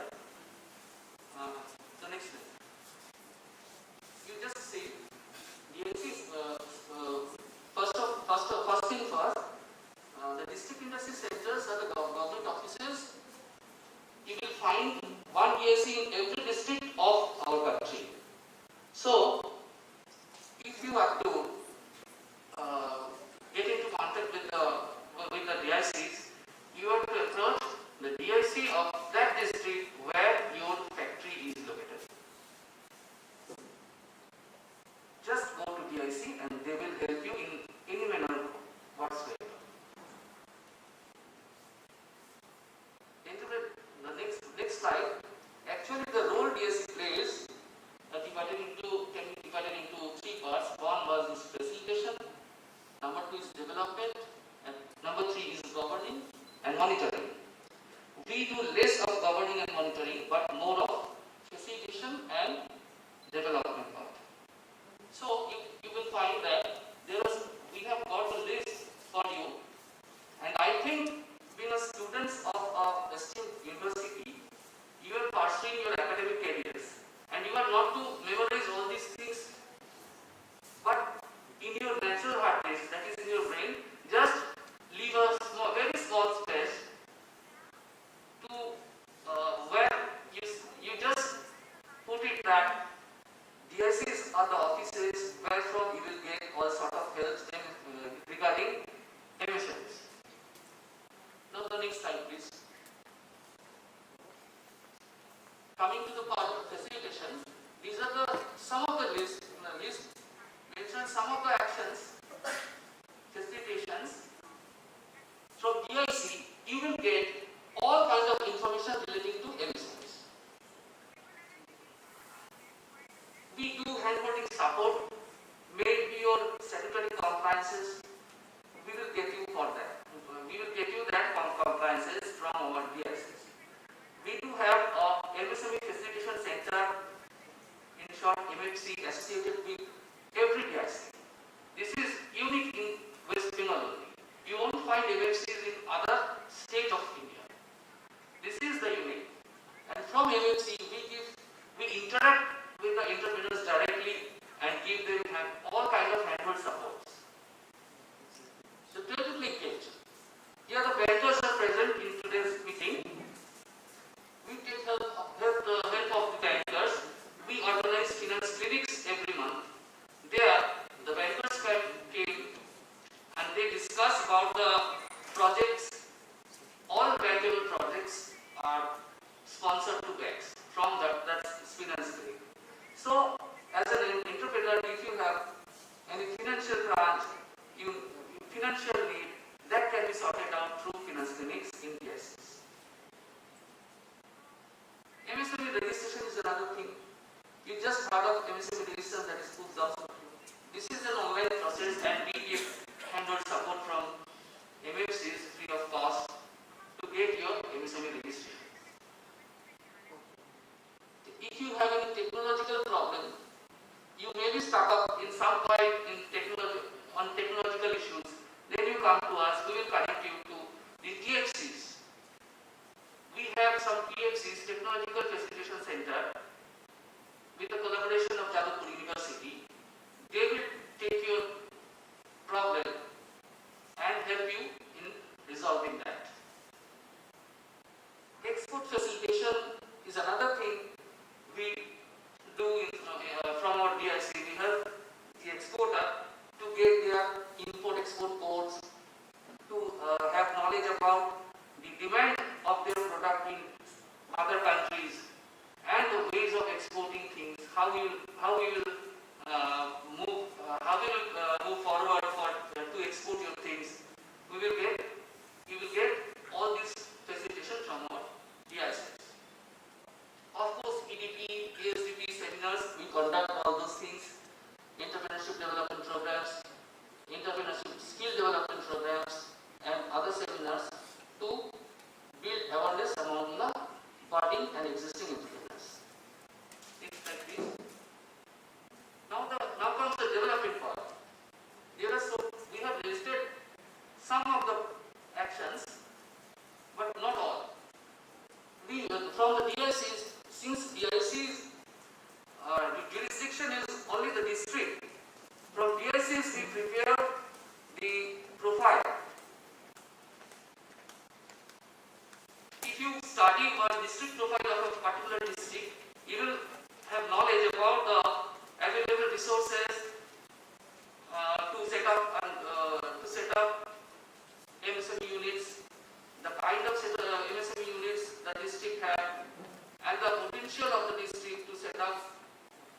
different kind of MSME units. Marketing support. We organize buyer-seller meets, fairs, expos, where our entrepreneurs come and sell their products. The PMEGP, about the PMEGP, I think the previous speaker has already covered it, but the details of it, I have another PPT on PMEGP itself. I will discuss it later on. Now the Bangladesh scheme. I have also a PPT on Bangladesh scheme. This is a subsidy scheme, incentive schemes available to MSME units. Cluster development programs. Both the government of India and state government funds for cluster development programs. We have already identified as good as 449 number of clusters in the state of West Bengal, and the government is in the process of nurturing those clusters through soft intervention and hard interventions. Handicraft competition. In each year, DICs organize handicraft competition. The artisans, we have very good artisan base in our state. The artisans, actually, they present their product, present their handicrafts in those competition, and the best entries are awarded. Now the finance clinic. I have just told you what is finance clinic. In each DIC, in every month, we conduct finance clinic. There the bankers come and the entrepreneurs come with their project. आमना सामना बात होता है. After that, the bankable projects are selected and they are sponsored to bank for finance. Now the next slide, please. And this is the governance and monitoring. I just told you that we do less governance now. Governance means implementation of MSME policy framed by the government. Both the state government and the central government have distinct MSME policy, and it is the duty of the DIC to implement those policies within the framework of government rules, regulations, acts, etc. That's why government issues acts, rules, circulars, etc. to administration the domain of MSMEs through DICs. And the monitoring includes the vigilance of industry for adherence of industry-related laws. These are the role of DICs in a nutshell. Now this is the two nearest DICs we have. That is District Industry Center Kolkata, which is located at Esplanade East, and another is North Chobbish Pargana DIC, that is Hatipukur Road, Barasat. I think as a students, you are pursuing your academic careers. If you have any motivation to set up MSME, just feel free to contact with the DICs and they will get you all possible, they will help you in all possible manners, and you will get direct email from them. Now coming to the Bangla stream. Just as told, this is the fiscal benefit incentives to manufacturing units only. Under this scheme, 11 number of aids, that is incentives on plant and machineries, incentives on interest on term loan, incentives on power consumption, etc. so on and so forth. There are 11 items on which subsidies are given. If the scheme is applicable to a particular unit, we will judge the eligibility criteria, and if the unit is also eligible for the Bangladesh scheme, then there comes the admissibility factor, and considering those admissibility factors, we calculate the amount of subsidy to be given. There are so many details, but I think you don't have to memorize all these things. Let us switch over to the next one is the next PPT.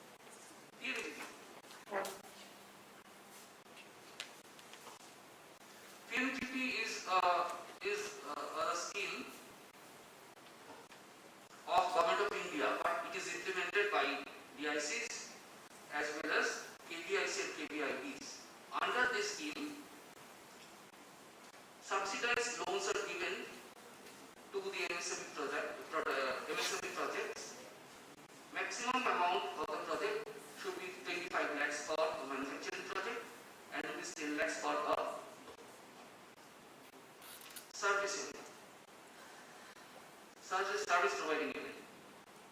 There are provisions of subsidies ranging from 15% to 35%. The entrepreneurs is to give 5% to 10%, and the rest is bank loan.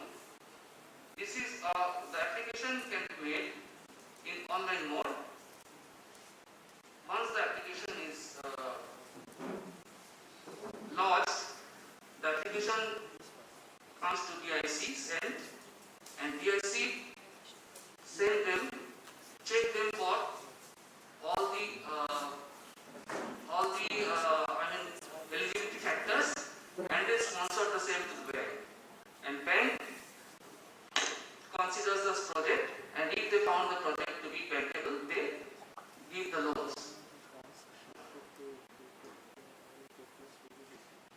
I have left all these PPTs in your system.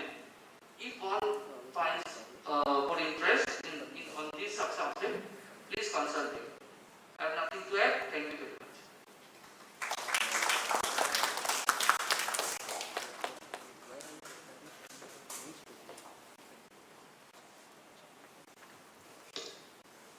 Thank you, sir, for your presentation. So the next session we have is based on schemes provided by the bank, and this will be taken up by Mr. Charanjit Mishra, Chief Manager, Credit, Bank of Baroda, Kolkata Metro 2 region. Sir, could you please come up?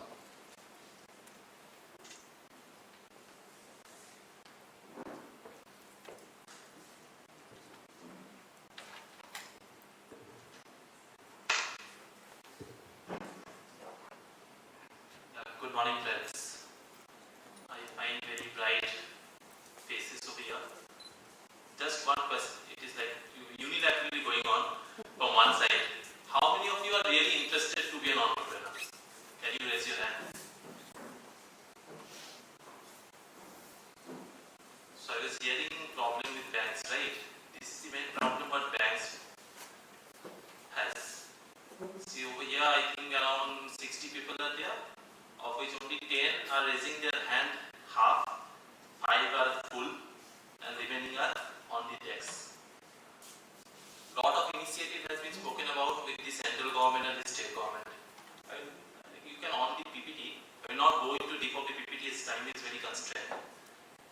See, we are there to finance. There are a lot of schemes, up to 10 lakhs, we don't ask for any collateral, up to 2 crore, it is done through CGT-SME coverage, which is given by central government, where a minimal fee of around 1.75% per year, which goes to the central government as the fees for the collateral that you are not providing for.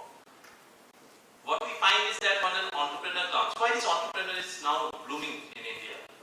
Our Honorable Prime Minister is being saying this over and again. Two main things has happened in very quick times. One is that the population of India. If all of us become job seeker and not the job creator, it would be very difficult.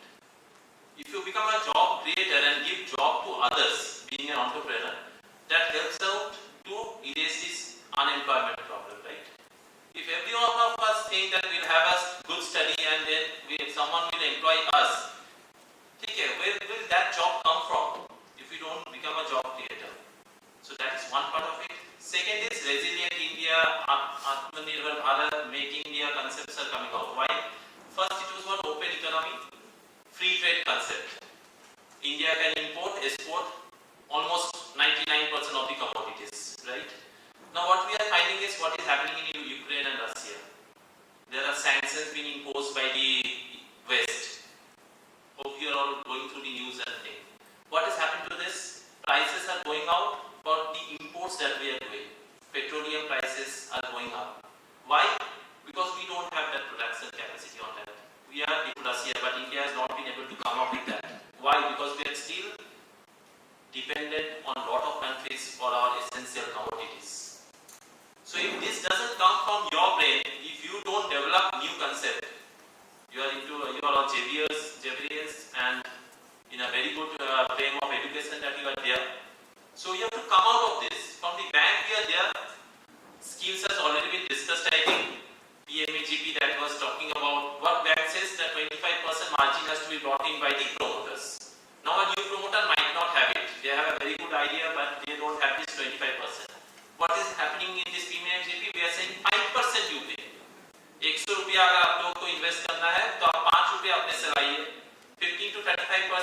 deposit being given by this state government as your margin money, and even it can be funded by bank. This is done through आपका KVIC और KVIB से approve होके आ रहा है, तो उसमें आपको help हो रहा है. आपके पास कोलैटरल नहीं है, बट आपका आइडिया बहुत स्ट्रॉन्ग होना है. What we find is that is the lack of courage, lack of dream. आप बोल रहे थे ना, ऐसा ड्रीम होना चाहिए जो आपको सोने ना दे. The dreams will let you not sleep at night and think overnight कि मैं कैसे अपने ड्रीम को चेरिश करूं. वो होना है. हम लोग जब आप लोग बैंकर्स के पास आते हैं ना, ये स्कीम्स लेकर, मेरे को जो डिफिकल्टी लगता है, I am being very blunt, ठीक है, डिफिकल्टी लगता है कि आप लोग को बहुत को, I am not talking individual to you all, from the mass population why you have प्रधानमंत्री का ये योजना है, मेरे को कितना मिल सकता है. We get this question over and again in the branch that Mudra Yojana में मेरे को 10 लाख तक फ्री कोलैटरल में मिल सकता है, मेरे को क्यों नहीं दोगे? आइडिया क्या करोगे आप 10 लाख दे दीजिए ना, मैं I will do something.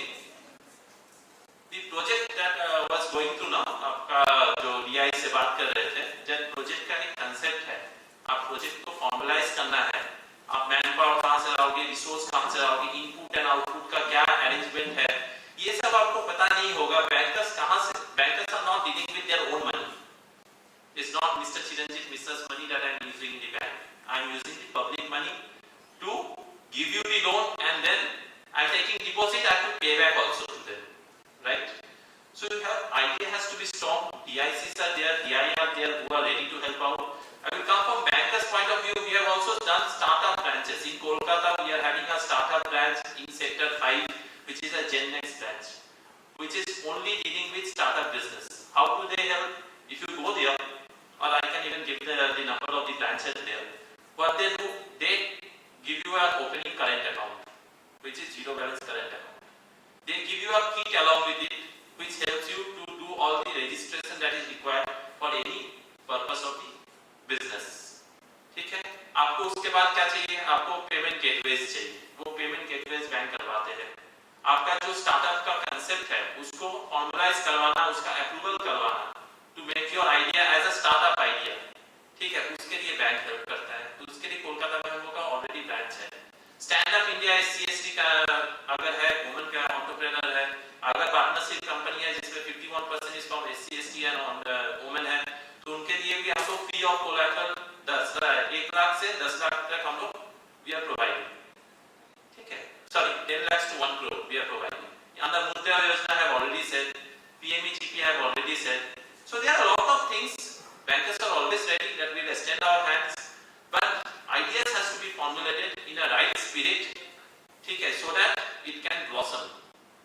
Failure हो सकता है, don't be ऐसा नहीं है कि मेरा आइडिया 100% पूरा होना ही है, but उसका जो DICs and DI help कर रहे हैं आप लोगों को, क्या help कर रहे हैं? To get your idea formalized, to make it systematized, to have a project specific, आप लोग का प्लान होना चाहिए, ऑन पेपर जो दिखना चाहिए, आप क्या करने वाले हो, कहां से क्या अरेंजमेंट होने वाला है, उसका फाइनेंशियल कमर्शियल एस्पेक्ट क्या है, आपका प्रोडक्ट कहां बेचोगे. सार्क इंडिया का बात हो रहा था, right? There is Sark India which is going on in television, which has gained lot of popularity. How does that help? That helps in venture capital, right? They are giving venture capitals. To which ideas? Entrepreneur ideas which are greenfield. They are not saying that कोई एक paper cups बना रहा है, आप भी paper cup का industry लगाओ, तो उसमें आपको वेंचर कैपिटल नहीं मिलेगा. आपको सोचना पड़ेगा ये पेपर जो कप्स हो रहा है, that is what kind of resources is that? It is coming from what? Paper, trees से आ रहा है, which is what kind of resource?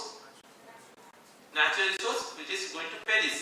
The lifetime in which the trees are being conducted, we are cutting it on much frequent basis, right? So we have to come up with idea. नहीं ये paper cup जो हो रहा है plastic का, plastic is again not good for the environment. So those ideas have to come from that आपको कम rate में. अभी आप बोलोगे मैं सेरामिक का बनाऊंगा यार, ठीक है, उसका कॉस्ट आपका जो होगा that will not suit in the market.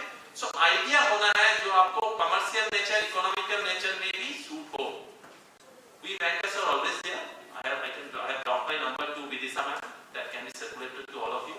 Startup branch is there in the Gen Next. If you are having real good idea, please be in touch with us and don't fear to come to bank for finance. We are ready to help, subject to you have real zeal in this business. You are having that momentum in you, you are having involvement in you. Someone was saying that collateral is being asked by bankers. In general, अभी नहीं 10 साल पहले तक भी this was the very big factor is collateral. Why? We wanted to have the involvement. आप लोग का involvement क्या है? आप लोग अपना घर नहीं देना चाहते हैं mortgage में. ठीक है, bankers दूसरे एंगल से देखते हैं. जो मेरे पास है collateral, right? But मैं फिर बोलता हूँ मैं CGT से भी कवर लूँगा. इसके लिए कितना परसेंट जा रहा है? 1.75% you are having to pay the fees. That will cut your profit only. वो तो कोई आपको additionally देगा नहीं. वो आपका profit से ही जाएगा. आपके पास अगर रेडीमेड कोलैटरल है, ठीक है, आप क्यों 1.75% एडिशनल दोगे? वो घर तो आपसे कोई ले नहीं रहा है. इंश्योरेंस पॉलिसी आप असाइन कर रहे हैं, वो इंश्योरेंस पॉलिसी आपके से कोई छीन नहीं रहा है. आप एडिशनल कॉस्ट क्यों बियर करोगे? जिन लोगों के पास नहीं है, this concept is very good, CGTSME and things are very good, and that involvement shows, right? If I don't want to give collateral, I have collateral, but मैं देना नहीं चाहता हूँ. That shows that you don't have that involvement in the business, or you are not confident on the business to run. That is the only reason we talk about collateral. ठीक है, primary से अगर हम लोग को cash flow नहीं आएगा, collateral is not going to give cash flow to the bank. Cash flow जो आता है वो आपका प्राइमरी सिक्योरिटी से ही आता है, जो आप वर्किंग कैपिटल में लगा रहे हो, या लैंड एंड बिल्डिंग जो आप तैयार कर रहे हो from the bank finance. From that only it will come. So collateral is not a big factor. Involvement of the promoter, the idea should be very much suited, and you should dream that idea so that it can succeed. Okay, that's all from me. Thank you for this opportunity to be over here and to talk to you all bright faces, bright talent of India. Hope we all can take India much way forward. Thank you all.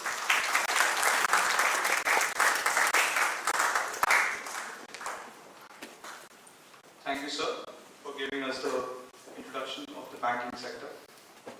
So by this, we come to the end of our technical session 1. Now it's time for our technical session 2, and for which I would like to call upon Ms. Aishwarya. She is the founder and MD of Oli. The founder of fast-growing wellness and beauty brand, Oli is creating new waves by becoming the only woman entrepreneur from Kolkata to appear on the first ever season of Shark Tank India, and also successfully winning funding for her company. She capped off her academic achievements with a post-graduation MBA from one of the most premier globally ranked business schools, SP Jain Global, while simultaneously earning a diploma from London School of Economics. I now request ma'am to come up to the podium and address the audience.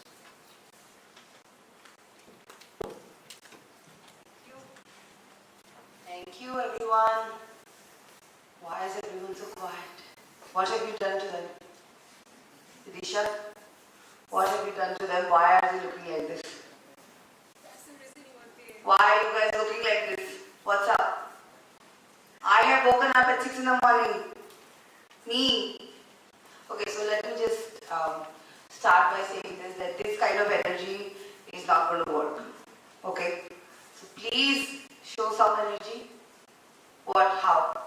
Say something, do something, say hi. Hi. So I'm not come prepared with any, lot of question answers or a PPT and that kind of things, because that just doesn't work. People who have an entrepreneurial streak, be rest assured, if not now, it is going to eventually come out. Okay. I was trained by all measures possible to be a corporate slave all my life. Okay. My father is a retired bureaucrat. My mother never thought that there is any possibility for me other than get these really fancy degrees, and I have all the big names possible on my list of schools and colleges. Xavier could have been one of them had I not fled the country when I was 18. Have been one of them had I not fled the country when I was 18. I think the father that time had said that don't stop her progress, just don't, let her go if she got through to the United States, just don't hold her back. But I came back and I did my MBA also after that. Post which I went ahead and I did 8 years of corporate job, right? That job was phenomenal. I was getting a lot of pay. I was spending my own money, living the good life in Bombay. But entrepreneurship is like a kida. Okay? I'm telling you guys very, very frankly, right to your face, कि उसने there is nothing that will stop you. Okay? So like he said, that it's all about really dreaming it and feeling it in your veins. I think it's going to come to you. And when it comes to you, so today, for me, I had to shut a lot of doors, put a full stop to something which was already very meaningful or what I was training for. Imagine, you've trained all your life to become a pilot. You've put all your money, you've put all your resources, time, your bachpan, your jawani goes into that, and then you end up putting a stop to that and saying, now I want to do business. And there's no one in your family. I'm a Bengali. I'm the first generation business person, and probably the first business person in my family. Can't even remember anyone else in my family at least. So when I started off, there were a lot of things that I didn't know. The only thing that I knew is that I didn't want to do anything else.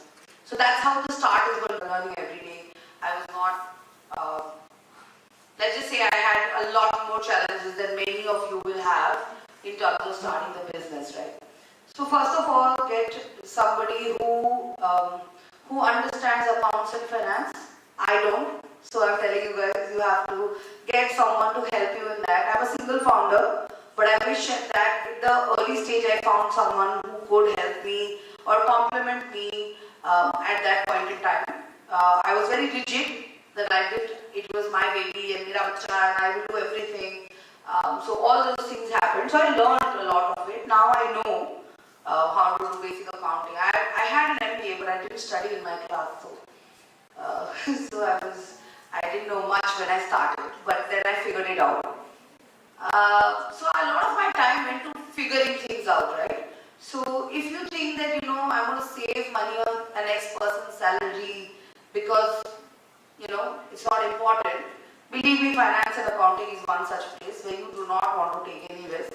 You just I wouldn't have been able to close the Shark Tank round had I not completed my due diligence on time. I've raised funds before that, but never has any of my previous investors asked me for any kind of paperwork, right?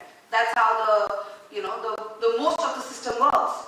But then suddenly when Namita's team came in and VCs come in, they ask a hell of a lot of paperwork.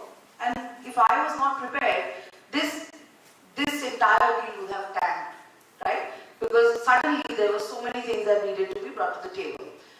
I was asked for that paperwork 4 years down the line, but had I been asked for it in my first year, I would have probably cracked and not known what to do. So accounting and finance is something that is very important. Having a business plan, having a vision is very important. And also very passionate. Be very passionate about the job that you do, right? I think that had I not loved skincare the way I do, yeah. And how many of you wear sunscreen?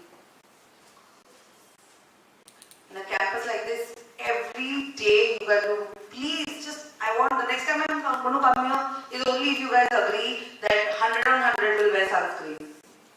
Okay? I'm going to ask Vidisha, please can you ensure that all the kids wear sunscreen here every day because it's important. I'll send the sunscreens if needed, but make sure that they wear. Yeah, see? That's my girl. And make sure that you make everyone else also wear sunscreen, okay? Yeah, I'll send. And is it as frequent? Only if they wear sunscreen. Yeah? All of you must. Boys as well. The boys are not listening as if it doesn't matter to them, but really, guys.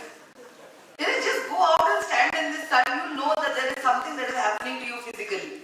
And you must do something about it, right? It's simple like that. Just 15 minutes ruk jao. Other than the sweat, you can feel a burn.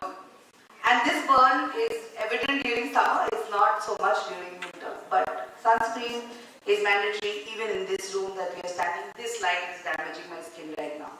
Okay. So I'm wearing sunscreen, as should you guys. Coming back to what I'm doing. This is how passionate you have to be about the business that you want to do.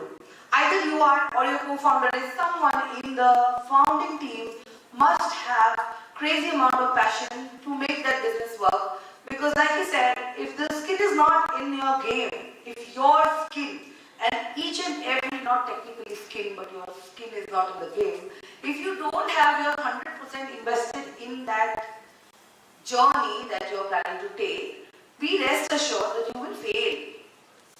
Okay? You want to be that entrepreneur who gets it right the first time, right? Everyone wants to get it right the first time. And I've met so many entrepreneurs, and from all the data that I've collected from each and every one of them, the ones who have multiple failures before they succeed in their businesses. And that happens 90% of the time, right? Very few first-time entrepreneurs make it to where they want to be. They stop short and then they go into something which they are more passionate about than the previous one. So might as well just skip that bit now. Just straight away go in for something that either you or your co-founder who you cannot live without is very, very passionate about. Okay? So passion, accounting before that, and after that, some kind of plan, some kind of vision, some kind of mentoring. Okay? Asking for help. Till I was working, I always got these kicks that people will ask me for help, okay, because I was the most knowledgeable in the room. When I started working for my own company, for a while, I tried to still be the most smartest person in the room, okay, and I did everything to make sure that nobody understands that I don't know a next thing, and I should look like I know everything, like everything under the sun. To some extent, in the beginning, you will have to do everything under the sun, right? From starting to make your logo, to making your creative, to making your product, to understand your packaging. I'm talking from my perspective. It could be whatever from what you guys want to do, but typically, you guys will always have to do everything in the beginning, the founding team at least, right? So that is a separate excitement altogether, but understand that your limitation is at the end of the day your time, right? So if you could find someone to make that creative for you, which is maybe 80% of what your expectation is, and I know you could maybe do a better job because it's your baby at the end of the day, but allow that person to kind of get a hang of it, pay that person some money and get it done, right? So your time, 24 hours, you have to use very wisely, because let me tell you, if you're passionate, you're going to dream about it. At night, there have been nights when I've woken up, I still do, and I write down what I dreamt of, which was related to my business. There are nights when I'm telling myself in my dream that this is a dream and I have to remember it tomorrow morning. So I'm repeating myself in my dream 2-3 times, and I actually remember that the next morning I go to work and I tell everyone, I said, come. They're like, oh my goodness, this one has again had a dream. So my daddy comes to the room and then I said, Sapna dekha yaar. So they're like, what is wrong with you? I'm like, now you guys will have to do it. So the question, the thing what I'm trying to say here is that please ask for help. Believe me, everyone will do it. हमें लगता है ना कि नहीं करेंगे. When you become like बेचारा से ना मुझे नहीं आता आप कर दो तो कोई भी कर दे. Especially for you girls, just go and use that to the best of your advantage. Just go and say, just बोल के देखो कि नहीं आता कर दीजिए. People will do it. Even if you know it, get it done. If you can get it done for free, then get it done definitely for all of you. Okay? I am the best when it comes to asking for help. Even if I know it, I still ask for help because I know for a fact that someone knows it better than me. And now, I'm no longer thriving to be the most smartest person in the room. It took me a while to realize this, and hence I'm just trying to cut your journey short. Don't waste any time trying to prove to anyone that you're the smartest in the room. Let your numbers speak, let your team speak, let your work speak, let your project speak. Take help, take the free help. If you don't get free help, take the paid help, take mentorship. It's available in bulk. The ones who have gone through this journey like me, for us, trying to mentor somebody is something of joy as well, right? Because nobody did that for us, or rather we didn't go asking for it. So if you want mentorship, I am available. Okay, these are the 2-3 things that I wanted to tell you. I can go on like this for hours. Look at you guys' faces. You're like, what is she talking about? Somebody's sleeping also. No? Nobody's sleeping?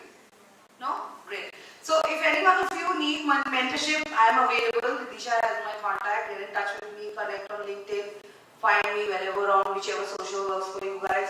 Let me know what help you need. Try and do smaller focus groups, see if I'm available, or if I can get you guys connected with somebody else who might see the sessions before this. No offense, but comes a lot later. Okay, right now it's like tangent. You don't need it. What will you go and take finance for? What do you need it for, right? And your schemes, lot later. Maybe you'll never need it, right? Maybe you'll never need it at all. Maybe you'll need it after 2 years. But what is important right now is that if the journey is not your calling or it's not coming to you right now, don't push it, force करके कि सब entrepreneur बनना है, मुझे भी बनना है. ऐसा नहीं होगा. It won't work. Okay? For everyone, I still tell myself that, sometimes I feel 8 years बर्बाद मेरे. For a person like me, if I would have started, I today feel that if I would have been the youngest in the room maybe that time. Youngest girl ever to go to Shark Tank and raise funding and close around. I could have been, I don't know. But if I hadn't had that 10 years under my belt of whatever of non-doing that I did, because I didn't do much, right? But whatever it was, I think that was my destiny. That is what brought me here today. That wouldn't have happened. This wouldn't have happened. So don't push. Entrepreneurship is not something that you will force yourself to get into. You will fail. Let it come to you. When it comes to you, understand that it has to be a passion project. Start with that. If that doesn't work out, you say, yeah, passion nahi ho, chalo, now let me think about something technical. Always go with passion first. Take a lot of risks because that's what you'll have to do. You'll have to take a shitload of risks, okay? Like lots of risks. You'll feel every day is so stressed. You'll feel, yeah, why today also I'm waking up to bad news. Every day will be bad news. Okay? It'll start with bad news, but trust me, by the end of the night, you would have turned it around on its head or gotten used to that and worked and gone to the next day with the hope that tomorrow will be not starting with the bad news. It will again start with the bad news. That's the good news. Okay? Every time, everything that falls flat has no news, right? So good news, bad news. Till the time it becomes all bed of roses, you not enjoy it if it's all bed of roses. Entrepreneurs don't like that kind of stuff. Okay? We want that excitement, we want that enthusiasm, we want that resistance to move forward. Imagine wanting to start a business and kuch bhi nahi ho raha yaar. Every day you're going to work, lakhs of rupees of sale is happening and you're coming back home. You're driving in your Mercedes and you're done. What is the kick in it? Nothing, zero, banda. Right? Every day you want to make it to the next day with resistance. Somebody look at me, give me something that I can't do, I will do it, move forward. Simple. Okay? So these are few things that I wanted to tell you. I've told you. Again, I'm going to say something else if you don't stop me right now. So let's do it some other time. Let's do it in smaller groups. Okay, I'm available. Take my time. Figure out, what your ideas are. Come, let's see if there is something more value add that I can bring to the table. And sunscreen is going to come your way. If anyone has got any questions, then you can ask me now. My God.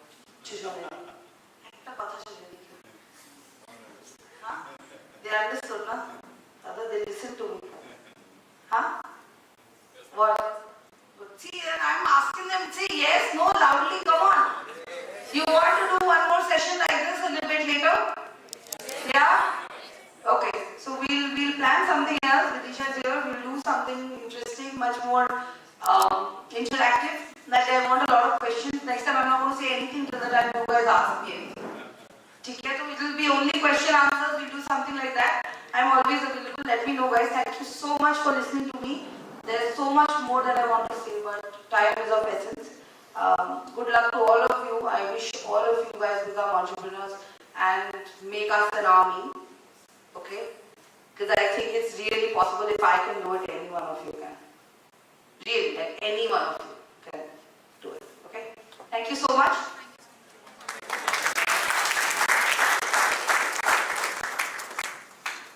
Thank you so much, ma'am, for this inspiring journey of yours. Now, I would like to call upon stage Reverend Father Dr. Susain Agam, SJ Associate Dean Department of Commerce morning section, St. Xavier's University, Kolkata, to felicitate our guest Ms. Soumita Basu, founder, CEO, Zenica, Inclusive Fashion, and Ms. Aishwarya Basu, founder and MD, Audi. Aishwarya Biswas.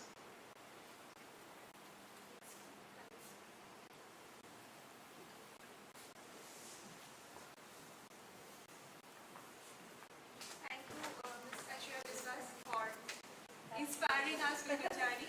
I tried my best to.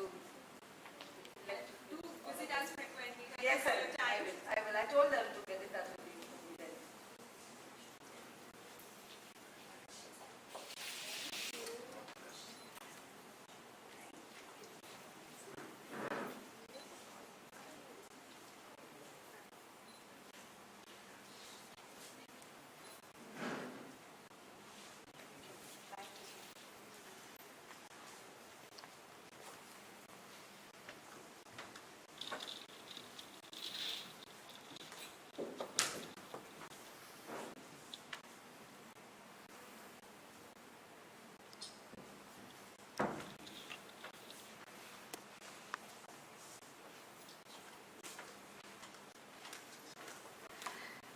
We have Ms. Soumita Basu, founder, CEO, Zenica, Inclusive Fashion, with us.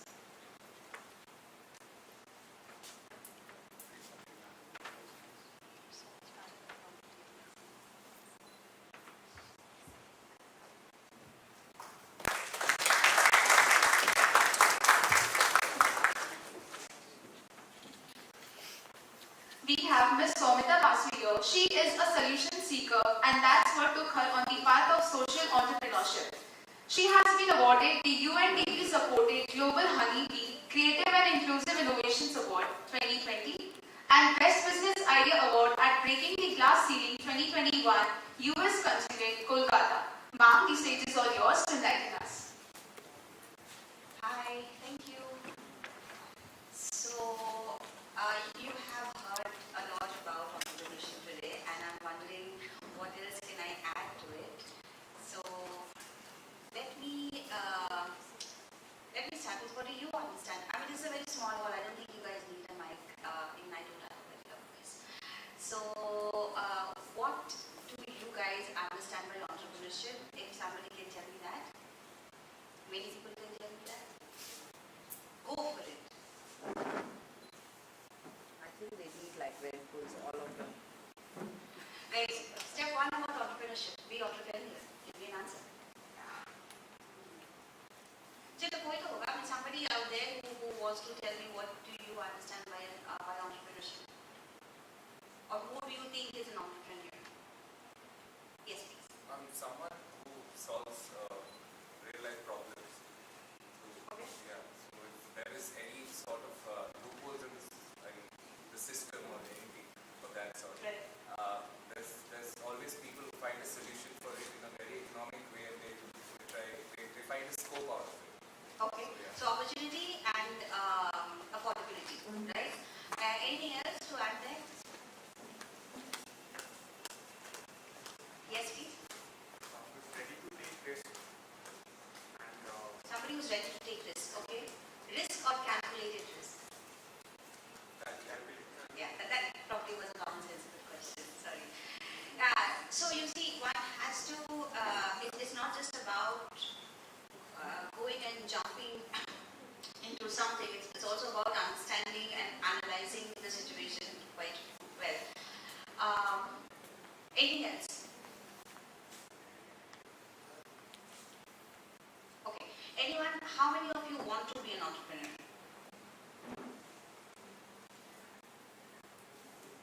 1, 2, 3, 4, 5, 6, 7, 8, 9, 10, 11, 12, 13, 14, 15, 16, approximately 16 of you, at least 5 of you tell me why.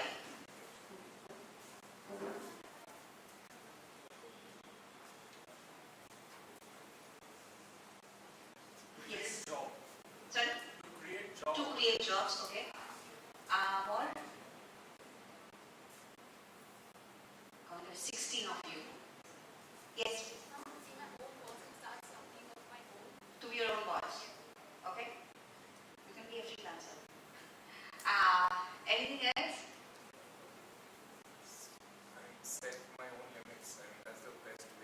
push your potentials. Yes, yes. Okay. Anything else? Quickly. Yes. To express myself in a product or a service which I'll be dealing with.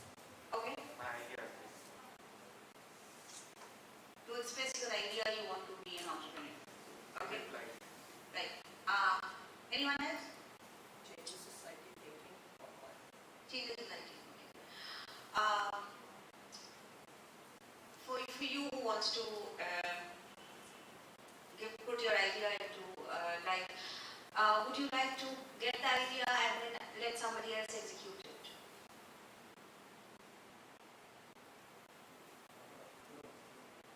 No. How many of you said no?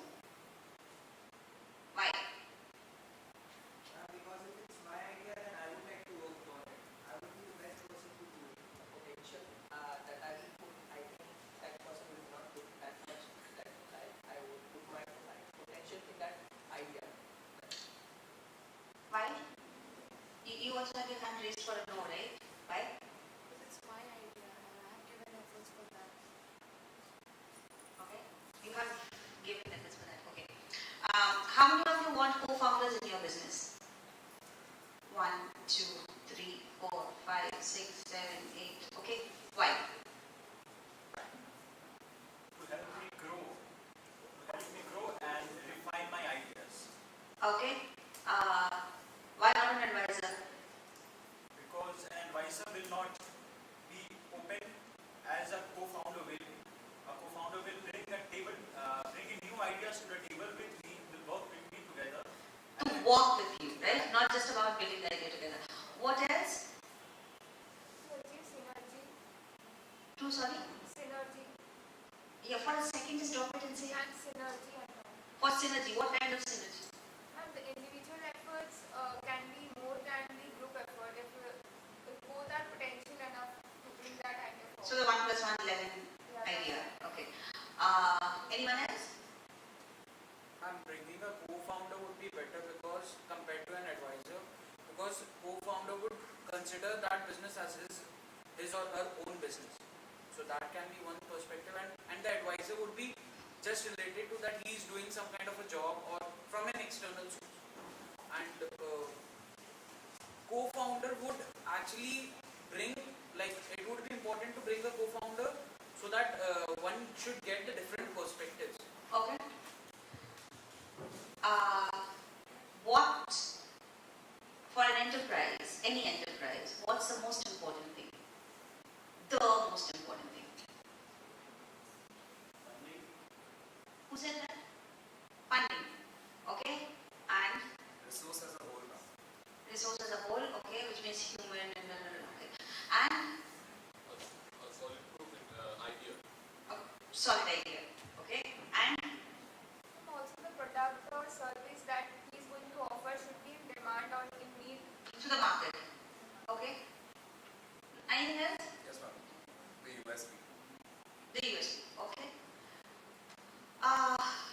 Okay, now let me just bring it all together. I've asked you guys so many questions, almost feels like it's a quizzing session. But I wanted to know where do you stand, and from here I will probably share some of my experiences and take it forward. The most important thing in any enterprise is the people. It's not the money, it's not the funding, it's not the idea, not even the market. It's the people. And the people can be both ways. It can be people who are working with you. It not can be, it is both ways. People who are working with you and the people that you're serving. And even if you're serving businesses, if it's a B2B, even then you're actually doing, interacting with people and serving a person at the end of the day. Because the business is serving somebody else. So however you reach the end last person, it is the person. And if you're not able to serve, be it through a product or through a service, if you're not able to serve that, then you will not have a business. Sometimes you don't need a new idea. Sometimes you can just go with an old idea and make it better. Sometimes you can go with an old product and make it better. The three things that people people always talk about making things better, right? Make it more affordable, make it more accessible. The time factor, so the time is important. And if you have reached that, you would be able to reach, if you can solve that, or if you can, even an old product, old service, old, works for you. You need, I wouldn't say you need, but it's great to have a co-founder who actually complements you. It is not about putting the synergies together in terms of ideas, but if everybody is into ideation, then you need somebody to actually execute the work. And I think it's very important from my experience that I've learned that people have different personalities. So entrepreneurs also have different personalities. So if a personality who is into ideation, a personality who is, it's very rare that that same personality is also into execution. Somebody who's really good at accounting may not be great at operations. And you have to really understand, where is your strength. Please do not be possessive about your idea. It never helps anybody. If you have an idea, if it's a good, solid idea, have your end goal very clear. If your end goal is to create an enterprise and to ensure that the idea which you have will have an impact over something, it can be a social impact, it can be a financial impact, you figure out what your impact is, then that should be your end goal. To possess the idea is not the end goal. It's not even and that's exactly how most startups fail. They are extremely focused on the idea. They are very obsessed with it. They don't pivot. I think the most crucial business decision that you would be taking all through your business life is to know when to pivot. And everyone does it all the time. It may not be as obvious to the naked eye, but everyone has to do it. You cannot run the same thing when everything else around you is changing. Having said that, always, somebody had talked about a USP, I can't recall. It's extremely important to have a USP. Even if you have not a new idea, even if you're working on an old product, even if you're working on a business idea that has already been in the market, you still need a USP. Why do we need a USP? Stand out. Great. So stand out from? The rest in the market. So the competition. So is it a good idea to have competition or a bad idea to have competition? Good idea. Why? It's to evaluate my own self and my product and to understand how am I different from the rest. That is one perspective to look at it. That's like a very self-actualization way of living. It's very Gandhian. Okay. So, but in broad terms, when you're getting into a market, if you see competition, are you interested or are you not interested to enter that market? Yes or no? Not interested. Why? Because it will give us new challenges. Also, it will help our level to be more efficient in our work or our job. Why would that not happen without competition? Ma'am, we might fall short of our capacity, or we cannot be aware of our capacity, total capacity. If a competitive brand is doing well, so if we have the resources and that potential, so we can push our limits to achieve that. And if we do so, then that's because of the competition that is existing in the market. So if there is no competition, the market will be entered or not? Yes. Probably like to go monopoly. Yes, ma'am. Okay. Anybody who wants to say anything more than yes or no? I think that would still be more motivational because you're entering a new market altogether. Okay. What we learned is as a red ocean and a blue ocean. So being in a blue ocean would give more opportunities. Is there a white ocean? I don't know if there is. So, this is also a testing thing, right? Every time I ask you for a yes or no answer, most of the times when you're doing business, you will realize there is no yes and no answer. There's always a yes if and a no if. So the reason why you you should not enter an overcrowded market. But it's a great idea to have competition, not because you're going to test yourself, but because you know the market is there. You know that there is demand. You know that people are making, a good business out of it. So there is probably space for you as well if you're doing well and if you have if you're positioned your USP really well. Now, taking away from that, if there is no competition, then you have to actually do a market research and figure out if you stand, where you stand. With competition, very often if you study your competitors, your discovery time goes down. So that's a great thing. But somebody's talked about monopoly. That's amazing. And what you can do when you start off in a new market is you can create a market, but it also has a high gestation period. Because the market has to not just know you as a brand, it'll also have to know your idea and the service, right? So you have to educate that market quite a bit. And fair enough. So I belong to that market. I have come in a market where there is hardly any competition, at least in the domestic national space.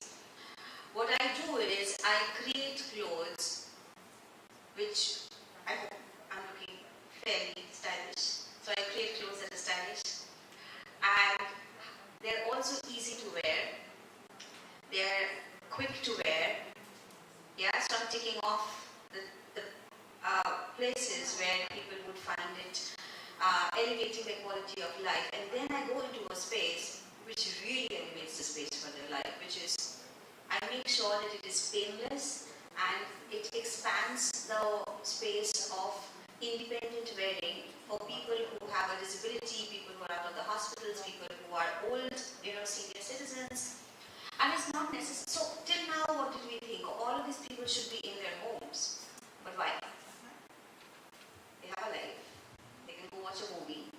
They can have a social life. They can have a professional life. But a lot of people nowadays have very chronic illnesses like cancer in their 30s. So there's no need for them to not work after a certain period when they can start working, or forget working even to socialize, right? You feel good when you meet people. You feel good when you go out. How do you do that if you don't have good clothes? Clothes, and good clothes is a definition, right? Good clothes is something that I feel good with. It may not be good for you. I'm wearing what I'm wearing. You may not want to wear it. And that's the kind of choice that my brand offers people. Wear whatever you want and you are still at ease and you're still doing it as independently as possible. Very often, so I have taken independence at around 15% visibility, people stop wearing clothes independently. And I've taken it to 80%. Even at 80% visibility, you would be doing it. So there is definitely a social impact that is here. And at the same time, I had to educate the market that, by the way, this exists. Because in India, people don't even, till some time back, they didn't even understand the concept of adaptive clothing. And I'm talking about it. And the more you do that, you're creating a market. And what is happening is, now people also trust me for it. So, for any brand, the trust factor is a huge factor. If you have got that, there's hardly any competition that can come in, right? It's like dating somebody. You trust the person. It doesn't matter who else is in the scene. Like, you have your person. You have your girl or your boy, and you don't have competition, so to say. But there are people out there. Given all of this, I think the most important thing about having an enterprise or being an entrepreneur is two parts. Know what your objectives are. Don't start with the idea. Start with why you want to do whatever it is that you want to do. And making money is a great starter. I've seen very often people now tend to shy away from it. No, I don't want the money. I'm like, of course you want the money. How else are you going to do this? It's good to want money. It's not good to be greedy. And whenever you know where to make a distinction, that's when you're ready to actually do your job. Social impact is a great reason to start an enterprise. And I'll tell tell you something at this juncture, because there is an idea that enterprises are, the moment you talk about it, even if you don't really verbalize it, you're talking about businesses. But it doesn't have to be. It can be a not-for-profit. And even if you are in a not-for-profit zone, it doesn't necessarily have to be run by somebody else's funding. You can be self-sustainable. It's just that at the end of the day, we are not into the equity market. We are not dealing with profits for ourselves. We're not talking about dividends. We are talking about money which rolls back into the business so that it rolls back to the society. And that's great impact. And that's huge entrepreneurship for those who can do it. There are few parts to any enterprise, right? One has to think about all of that. One has to think about innovation is the buzzword right now these days, right? Everybody somehow is innovating, which is brilliant. We live in a very innovative society. But what are we innovating? Are we innovating a product? Are we innovating a service? We tend to forget that we can actually innovate markets. How many of you have read Prahlad? C.K. Prahlad? Please read C.K. Prahlad. He talks about something called the bottom of the pyramid. And there is a organization, I forgot the name, it's either in Karnataka or in Tamil Nadu, and they are churning an annual revenue close to, I think, 20 CR in probably 5 years or something. No, a little bit more, 7 to 8 years. And you know what they're selling? They're selling the Coke and Pepsi variant of things. They're selling aerated drinks. But they're not competing with Coke or Pepsi. So how is that possible? It's almost literally lifting up C.K. Prahlad's idea. They talk about being the markets of Amgut. We're talking about C.K. Prahlad, and we're talking about the bottom of the pyramid. So in the bottom of the pyramid, you tend to look, we always think that the money is somewhere up on the top. At best, companies have talked about money in the middle of the pyramid. It is actually the bottom of the pyramid where there is low purchasing power but very high volumes. And that is where this company has hit. They make small bottles of aerated drinks. They charge, I think, less than 10 rupees. And they are minting money. So you can't, it's just not just about looking at an innovative service or innovative idea. It's about innovating the market. It's about innovating the process in which you reach the market. So for example, let's say a very good way to keep your business alive is to have a subscription model. You know there's a certain amount coming into your bank every month. Clothing is not a place where people usually thought that there could be a subscription model. But there is. And there are people who have, Google it when you have time, I don't want to spend time on it. But even in spaces where it was not known before to have a subscription model, they have. The supply chain. Litter is a huge example of how you can actually create a social impact and innovate on the supply chain without losing the quality and upholding some very strong beliefs with just a very small hub and spoke model. That's what they have done. The Amul model. So these are all cooperative models, but I'm just giving you examples where they have upheld the quality and they have dealt with supply chains in a way that is unbelievably smart, reduces your cost, overheads are down, and at the same time you're generating jobs. Some people talk about generating jobs. This is one of the best ways of generating jobs. And I tell you why. If you look at the job market, there is a large number of people, particularly women and particularly people with disabilities, who can't access the offices, who can't access your workspaces. Can you create jobs for them? Can you give them jobs? And if you can do that, then how does that work?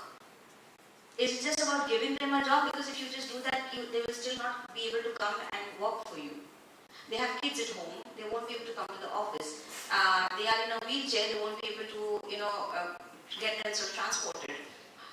So how in your innovation are you picking up ways in which you are actually creating the impact that you want to create?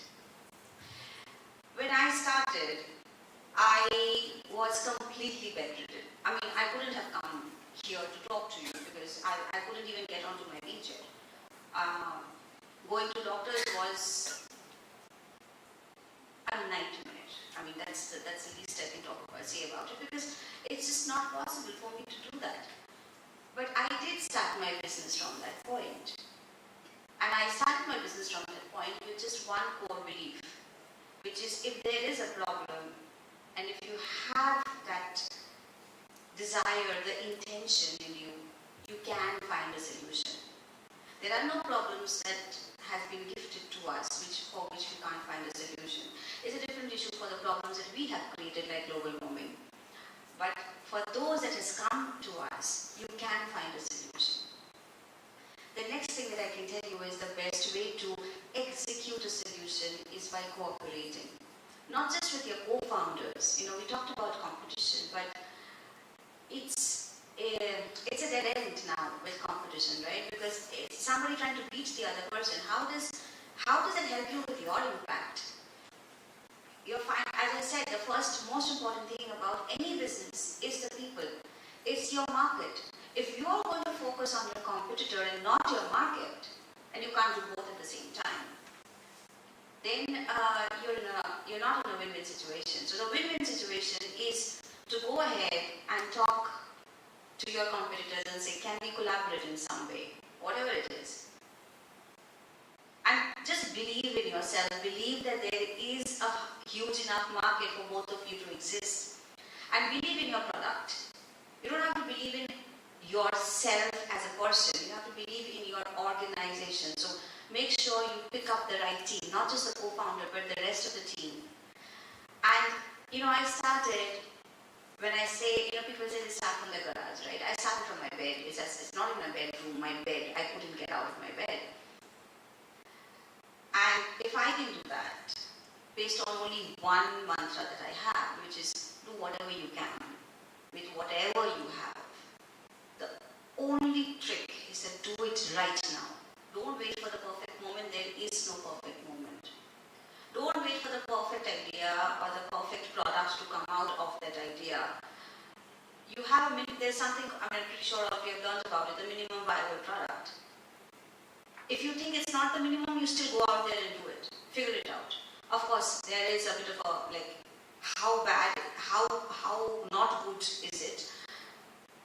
And don't stop. If it fails a few times, that's okay. Don't stop. I'm currently also a co-founder of another organization. It's called Bundle Health.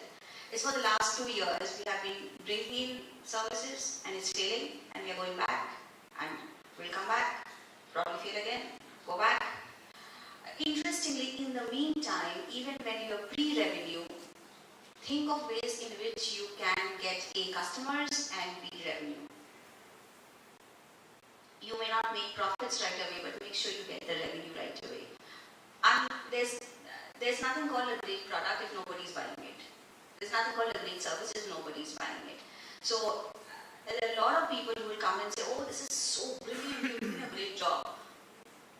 If they haven't opened their purse and if they haven't paid the money for it, whatever they're saying, that's amazing, but it means nothing for your business or your enterprise. So I think, for a session like this, when all of you have different ideas, I would also say that if possible, work in that industry.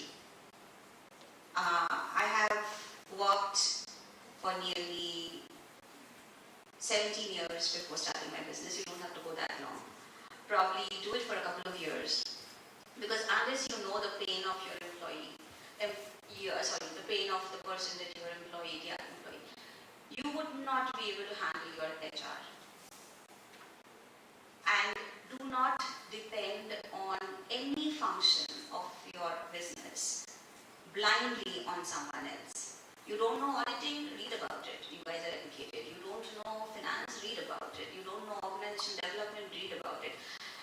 You don't have to be an expert in everything. You just need to know about every function in your organization so that you can run it.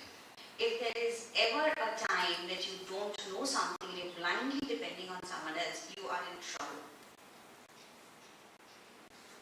Because it is your job, it is your responsibility as a head, as a founder, to be able to supervise somebody else. You cannot supervise someone else when you don't know what the hell is going on. And that's why I say it's very important. And when you take up a job, please don't take up a job at a high position. You start as below as you can. In my 17 years, I have swept floors, I have kept accounts, I have made budgets, I have taken funding, I have presented in the government, I have to the UN, and I have lived in the villages, I have lived without water and toilets. I've done all of that, and today I know if I have to go to that market and I have to do something, I know exactly what to do. I'm not an expert, I have to hire someone, but I know how to supervise that expert.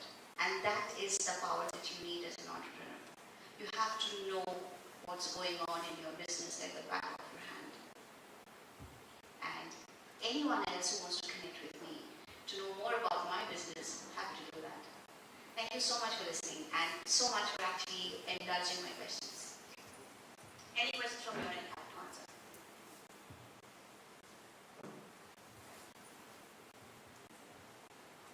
No.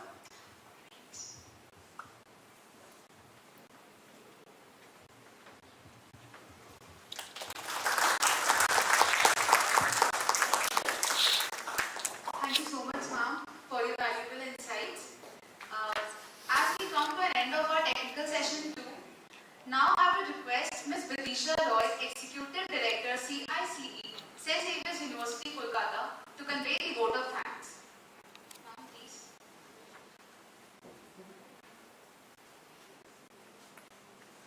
Thank you so much, Xavier. Good afternoon to all of you. Thank you so much for taking out time from your busy schedule, and thank you for joining us with such an interactive session. Entrepreneurs are the way of future. They have the inherent flexibility and zeal to explore new markets, do value addition.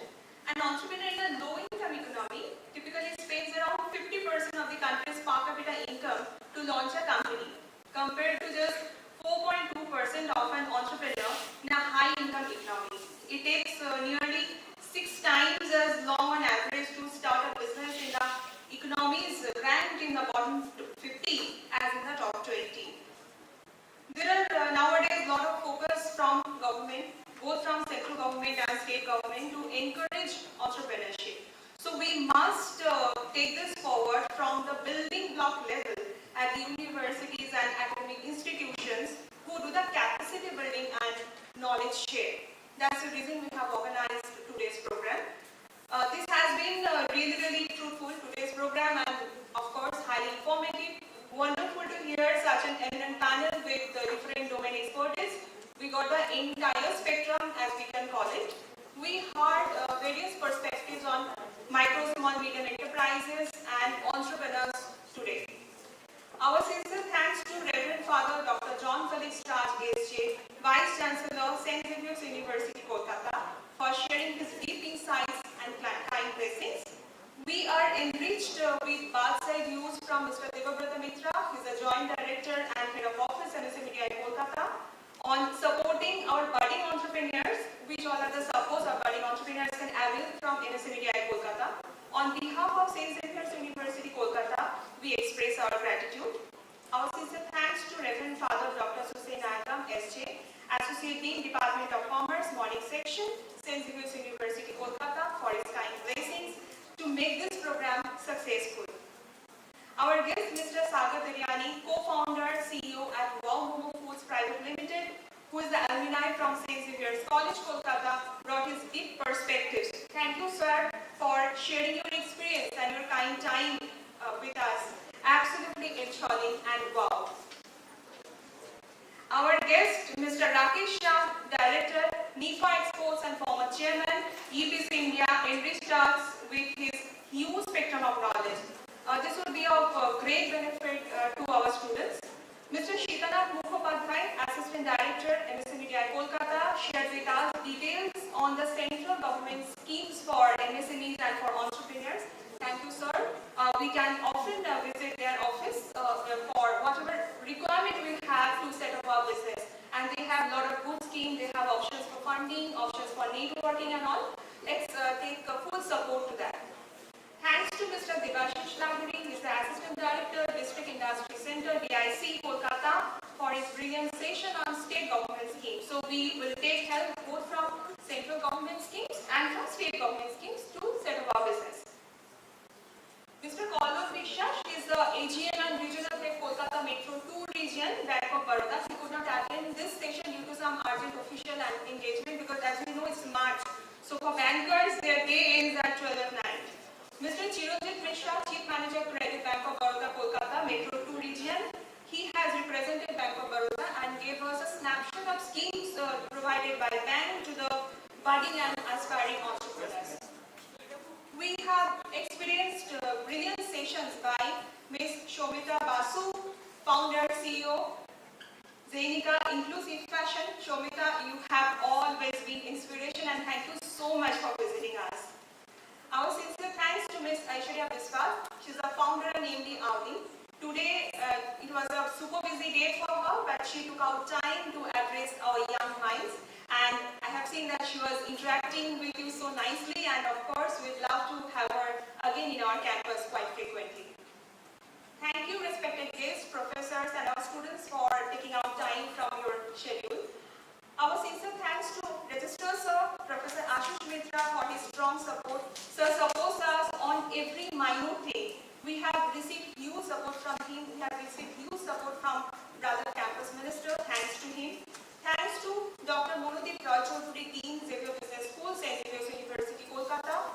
Dr. Shoma Moitra, Dean, Faculty of Commerce and Management, St. Xavier's University, Kolkata. Dr. Achu Chetan, Dean, Arts and Social Studies.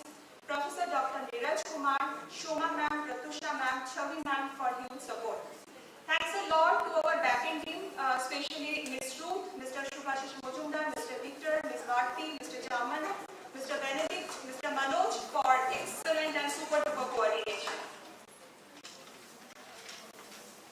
Thank you students from all verticals and streams for coming up with a lot of motivation, interaction and your questions. And somebody has started clapping now. Thanks to, it's your program, so enjoy your program. Thanks to Mr. Jason Jan Costa and Ms. Lavina Saw for beautifully conducting and they prepared it in a very short span of time. They are working tonight. Ms. Anjali Verma, Ms. Ankita Shah, Ms. Anish Rao, Mr. Gautam Sarkar, thanks for your super duper coordination. And thanks to all of you. There are so much opportunities for MSME Kolkata and St. Xavier's University Kolkata to work together. I'm sure that many of you want to start a business. So let's avail the opportunities which are available. First of all, we need to know that what are available. Then only we can avail it. So that's the reason this session has been arranged. This program has captured all the key aspects, right from the schemes for entrepreneurs to funding, marketing, innovations and other scopes. It covered the present situation and going ahead, what could be the roadmap. Opportunities are knocking at the door. It could be a new horizon altogether. We would take this knowledge forward and come out with a lot of new initiatives. Our sincere thanks to distinguished guests, respected faculty members, our students and alumni members, experts from different fields for your kind time and making this conference super successful. Have a great day ahead. Thank you.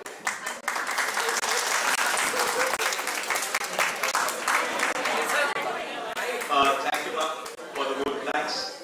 I want to thank our dear audience for their enthusiastic participation. And we come to the end of our day one session. So now we will be moving to the utility building for lunch. And we shall gather tomorrow at 9:45 for the day two session. And we will be having 3 entrepreneurs from different fields. So I request all of you to kindly join us tomorrow. Have a great day.